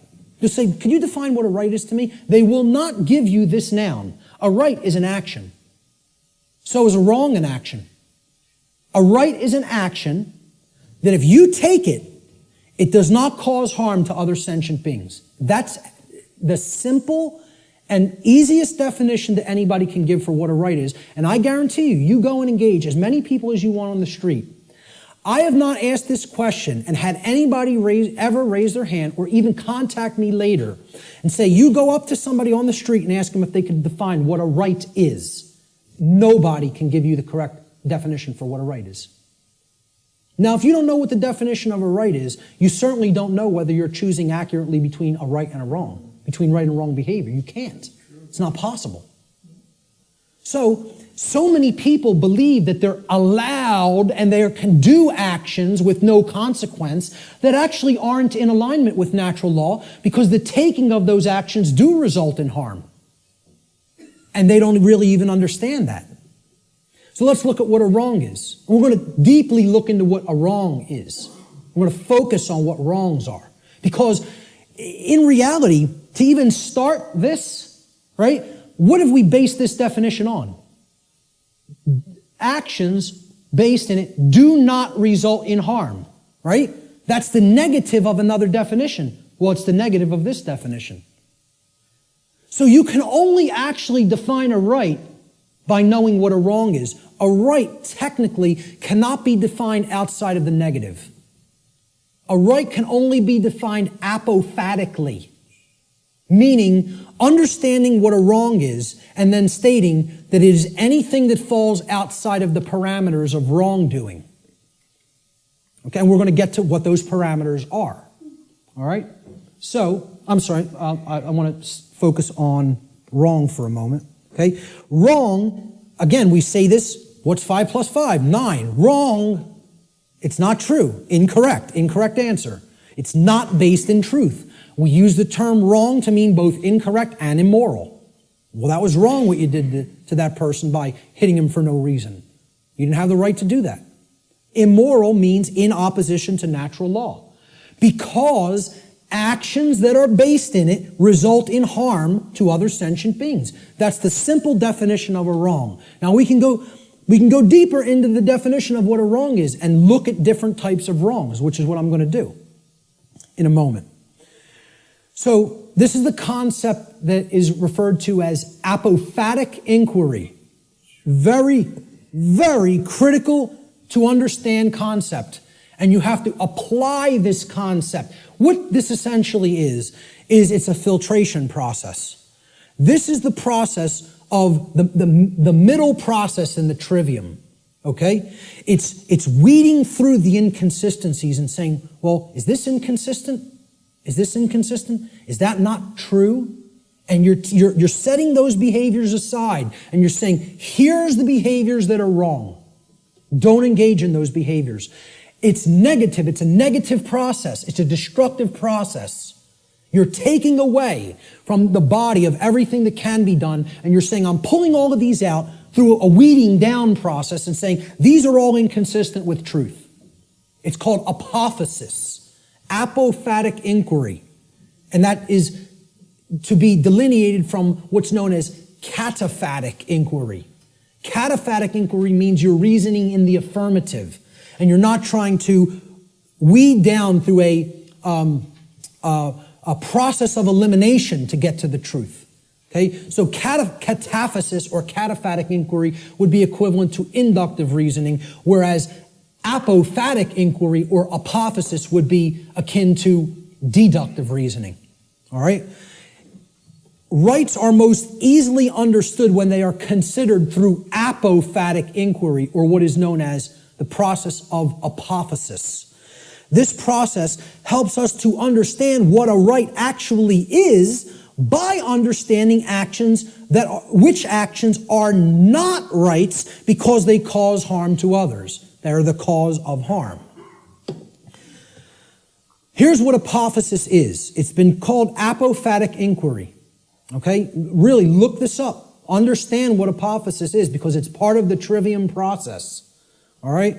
It comes from the Greek noun apophasis, written there in Greek script, which comes from the Greek verb apophanai. Okay, so apo in Greek means away from or the negation of, and phanai in Greek means to say or to speak. So when we put them together, it means to say no or not to say, or to say what something is not, in other words. That's what apophasis is. You're saying this is not this. It's the opposite of that. Okay? So it is a method of logical reasoning or deductive reasoning that is employed when you are given a limited set of possibilities in order to arrive at knowledge by way of the exclusion of known negatives. You're setting the logical inconsistencies to the side and saying, this is not what this thing is. That's called apophasis. Okay? You are describing what something is by explaining what it is not. This is called affirmation through negation, is another term that this truth discovery process is known as. Okay? So, what we're going to do is apophasis. We're going to do apophatic inquiry regarding right and wrong. So, what is not a right? What are ways that people can cause harm to other people or animals? Ways that we can cause harm to other sentient beings. One of the first thing, so what we're doing here is we're going to list the boundary conditions for natural law here, for breaking natural law. If we take these actions, we are breaking natural law because the action is a cause which results in the effect of harm to another being. All right? So these are what are simply, I call them the natural law transgressions, which means sins or wrongdoings. They're simply harmful actions that a person is capable of taking to another being, against another being. That's all. So of course, many people will get the first one. What's one of the main horrible, wrong things that somebody can do to another person? Kill them. Murder them. Take their life. Okay? Murder. And I would distinguish murder from killing as well. Because occasionally, to defend oneself, killing may be necessary. But murder is always immoral and wrong. Okay? See, the fifth commandment in Hebrew. Do you know what it says in Hebrew? It does not say thou shalt not kill. The term for murder in Hebrew is tirzach. The fifth commandment in Hebrew is lo tirzach, which means do not murder. Murder as a verb in Hebrew is a completely different word and a totally different connotation than the verb to kill. Because what they're saying is, don't take life without any right to take it. Meaning that you initiated the violence. And that's what murder is. It's the initiation of the taking of somebody else's life when you had absolutely no right to take that life. Now, if someone is coming after you, your rights, there may be times when you do have to take defensive action and forceful action, up to and including deadly force. We're going to talk about that later. But murder is the first natural law transgression. And if you want to go down to a subsection of this transgression, you could list it as a totally separate wrongdoing. I'm keeping it in the same basic category. Assault, meaning you're directly physically accosting without right the well-being, the bodily well-being of another being, is also, it's like, it would be, you could consider it attempted murder. Because assault is something that you do without right. If someone assaults somebody, they have no right to commit assault. Never exists. The right to commit assault does not exist. The right to commit murder does not exist in any circumstance, ever. Blanket statement. The right to defend oneself through physical force exists, and possibly in certain circumstances, the right to kill exists. But murder and assault can never be rights, because they always are done by being initiated without the right to do so. It is the initiation of violence. All right? Rape is the second natural law transgression. Okay? You're coercing the free will of another person and making them sexually associate with whom they wish not to. That's rape. And it's always wrong. Blanket statement. All right? The third natural law transgression is theft. It is the taking of property that does not belong to you. Someone else, got that property through lawful means without hurting somebody else. That's their property for as long as they are using it and being responsible for it. And you don't have a right to just take what doesn't belong to you. Nobody has a right to take my projector or my remote control or my computer any more than I would have the right to take Richard's cameras. Okay? It would be theft of somebody else's property. It's not mine. And this is the problem. We don't understand property. As we're going to get to, all rights are property rights. We'll get to that in a moment. That's the third natural law transgression. The fourth is trespass. And that means going into somebody else's lair that they are using, that they own lawfully and that they're responsible for, without their permission or consent, and you're just invading their privacy and their space, and you're taking their security away from them in that process. And we do have a right to set aside a place for ourselves for our own lair. Okay? And to violate that is to trespass against somebody else in their own property. The fifth and last natural law transgression is coercion. This is forcing somebody through the threat of violence to have their will comply with your will, whether they don't wish that to be the case or not. Making somebody do something that is against their will. Coercing them. And that's also not a right. Now, that's a small list. Very small list, right? We could add one more. We could add lying. Lying is also a wrongdoing. And I would consider that a theft of truth or a withholding of truth that somebody needs to understand to make accurate and informed decisions, lying to them. Okay? But essentially, these five are the overarching natural law transgressions. I challenge anybody to come up with a wrongdoing that doesn't fit into one of these categories. So far, I've never had one person able to do it. Any wrongdoing, any action that you could think of that doesn't fall into one of these wrongdoings. Yep. I would probably categorize it as pure ignorance, but, I would say, hey, maybe you could look at it like that because that's propagating the slavery system indirectly. So, you're actually, you're not doing anything to help anybody else's freedom, certainly. I don't know if I would categorize that as a natural law transgression because, it's it's giving consent and propping up that system. It's not technically what I would call an action, but it's more of like giving consent. Hey, you could say that is a wrongdoing, I guess, because giving your consent is tacitly saying yes to control, and that's ultimately affecting everybody else's freedom negatively. So, possibly. But in general, what I would say is, if you could think of an actual physical action that doesn't fall into one of those categories, let me know, because that's a pretty comprehensive list, and it's only like 6 words. So, now, what if I told you I could narrow it down? What if I told you I can get rid of 5 of those words and take it down to 1? Okay? These are the wrongdoings. Let's try to narrow it down, right? Okay? Every harmful action that a human being is capable of taking is a form of theft. Now, many people will hear that for the first time. I've never heard that said. There is no action that you can take that causes harm to another person that is not a form of theft in some form or fashion. I challenge anybody to come up with an action that isn't a form of theft, that is an action that is a wrongdoing that isn't a form of theft. You won't be able to do it. I put that challenge out on my podcast. Say, email me if you know.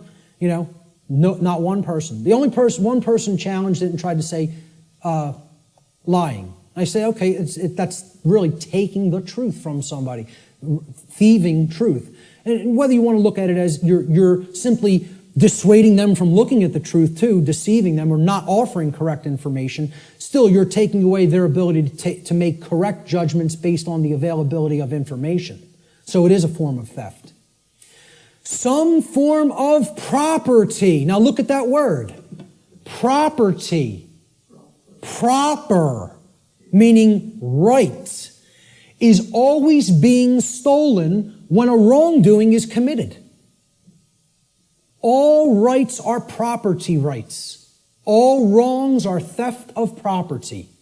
Once again, I challenge anybody. It's an open challenge. If you can find me a right that is not a property right, or a wrong that is not the theft of some form of property, please do it. Please let me know. Okay? Life is a form of property.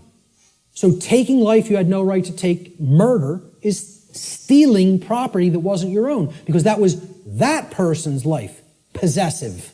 They own it. And I didn't have a right to just go and take it for no reason. Rights are a form of property, meaning actions that you may do because they are in harmony with natural law and do not cause harm to others. I don't have a right to stop you from taking. If you're not harming somebody else, nobody has a right to stop you from taking an action. You may perform any action which does not directly result in harm to somebody else. Okay? Rights are a form of property. Freedom is a form of property. Somebody doesn't have a right to take somebody else's freedom and hold them against their will just because they don't like what they're doing. They have a distaste for what they're doing. Or they want them to comply with their behavior, with their commands. Okay? They want them to make their behavior comply with commands that they're being given. So, if you really break it down, let's look at the wrongdoings once again. Murder. Is that not the taking of somebody else's life? Assault is the taking of their right to remain unharmed in their person. You're taking their health if you assault them, right? Their homeostasis in their body is being put under assault. And that's robbery. That's somebody taking something that isn't theirs to take. Rape. You're taking somebody else's free will to sexually associate with whom they choose to sexually associate. And therefore that's a property theft. Because that's their property, their free will. Theft itself says it right there. You're taking physical possessions that aren't yours to take from somebody else. Stealing. Trespass. You are taking someone's security in their own lair, as we talked about, which you don't have a right to take. That's also their property. Coercion. What are you taking? Somebody else's free will, which isn't yours to take. That's a gift from the Creator, which belongs to each individual.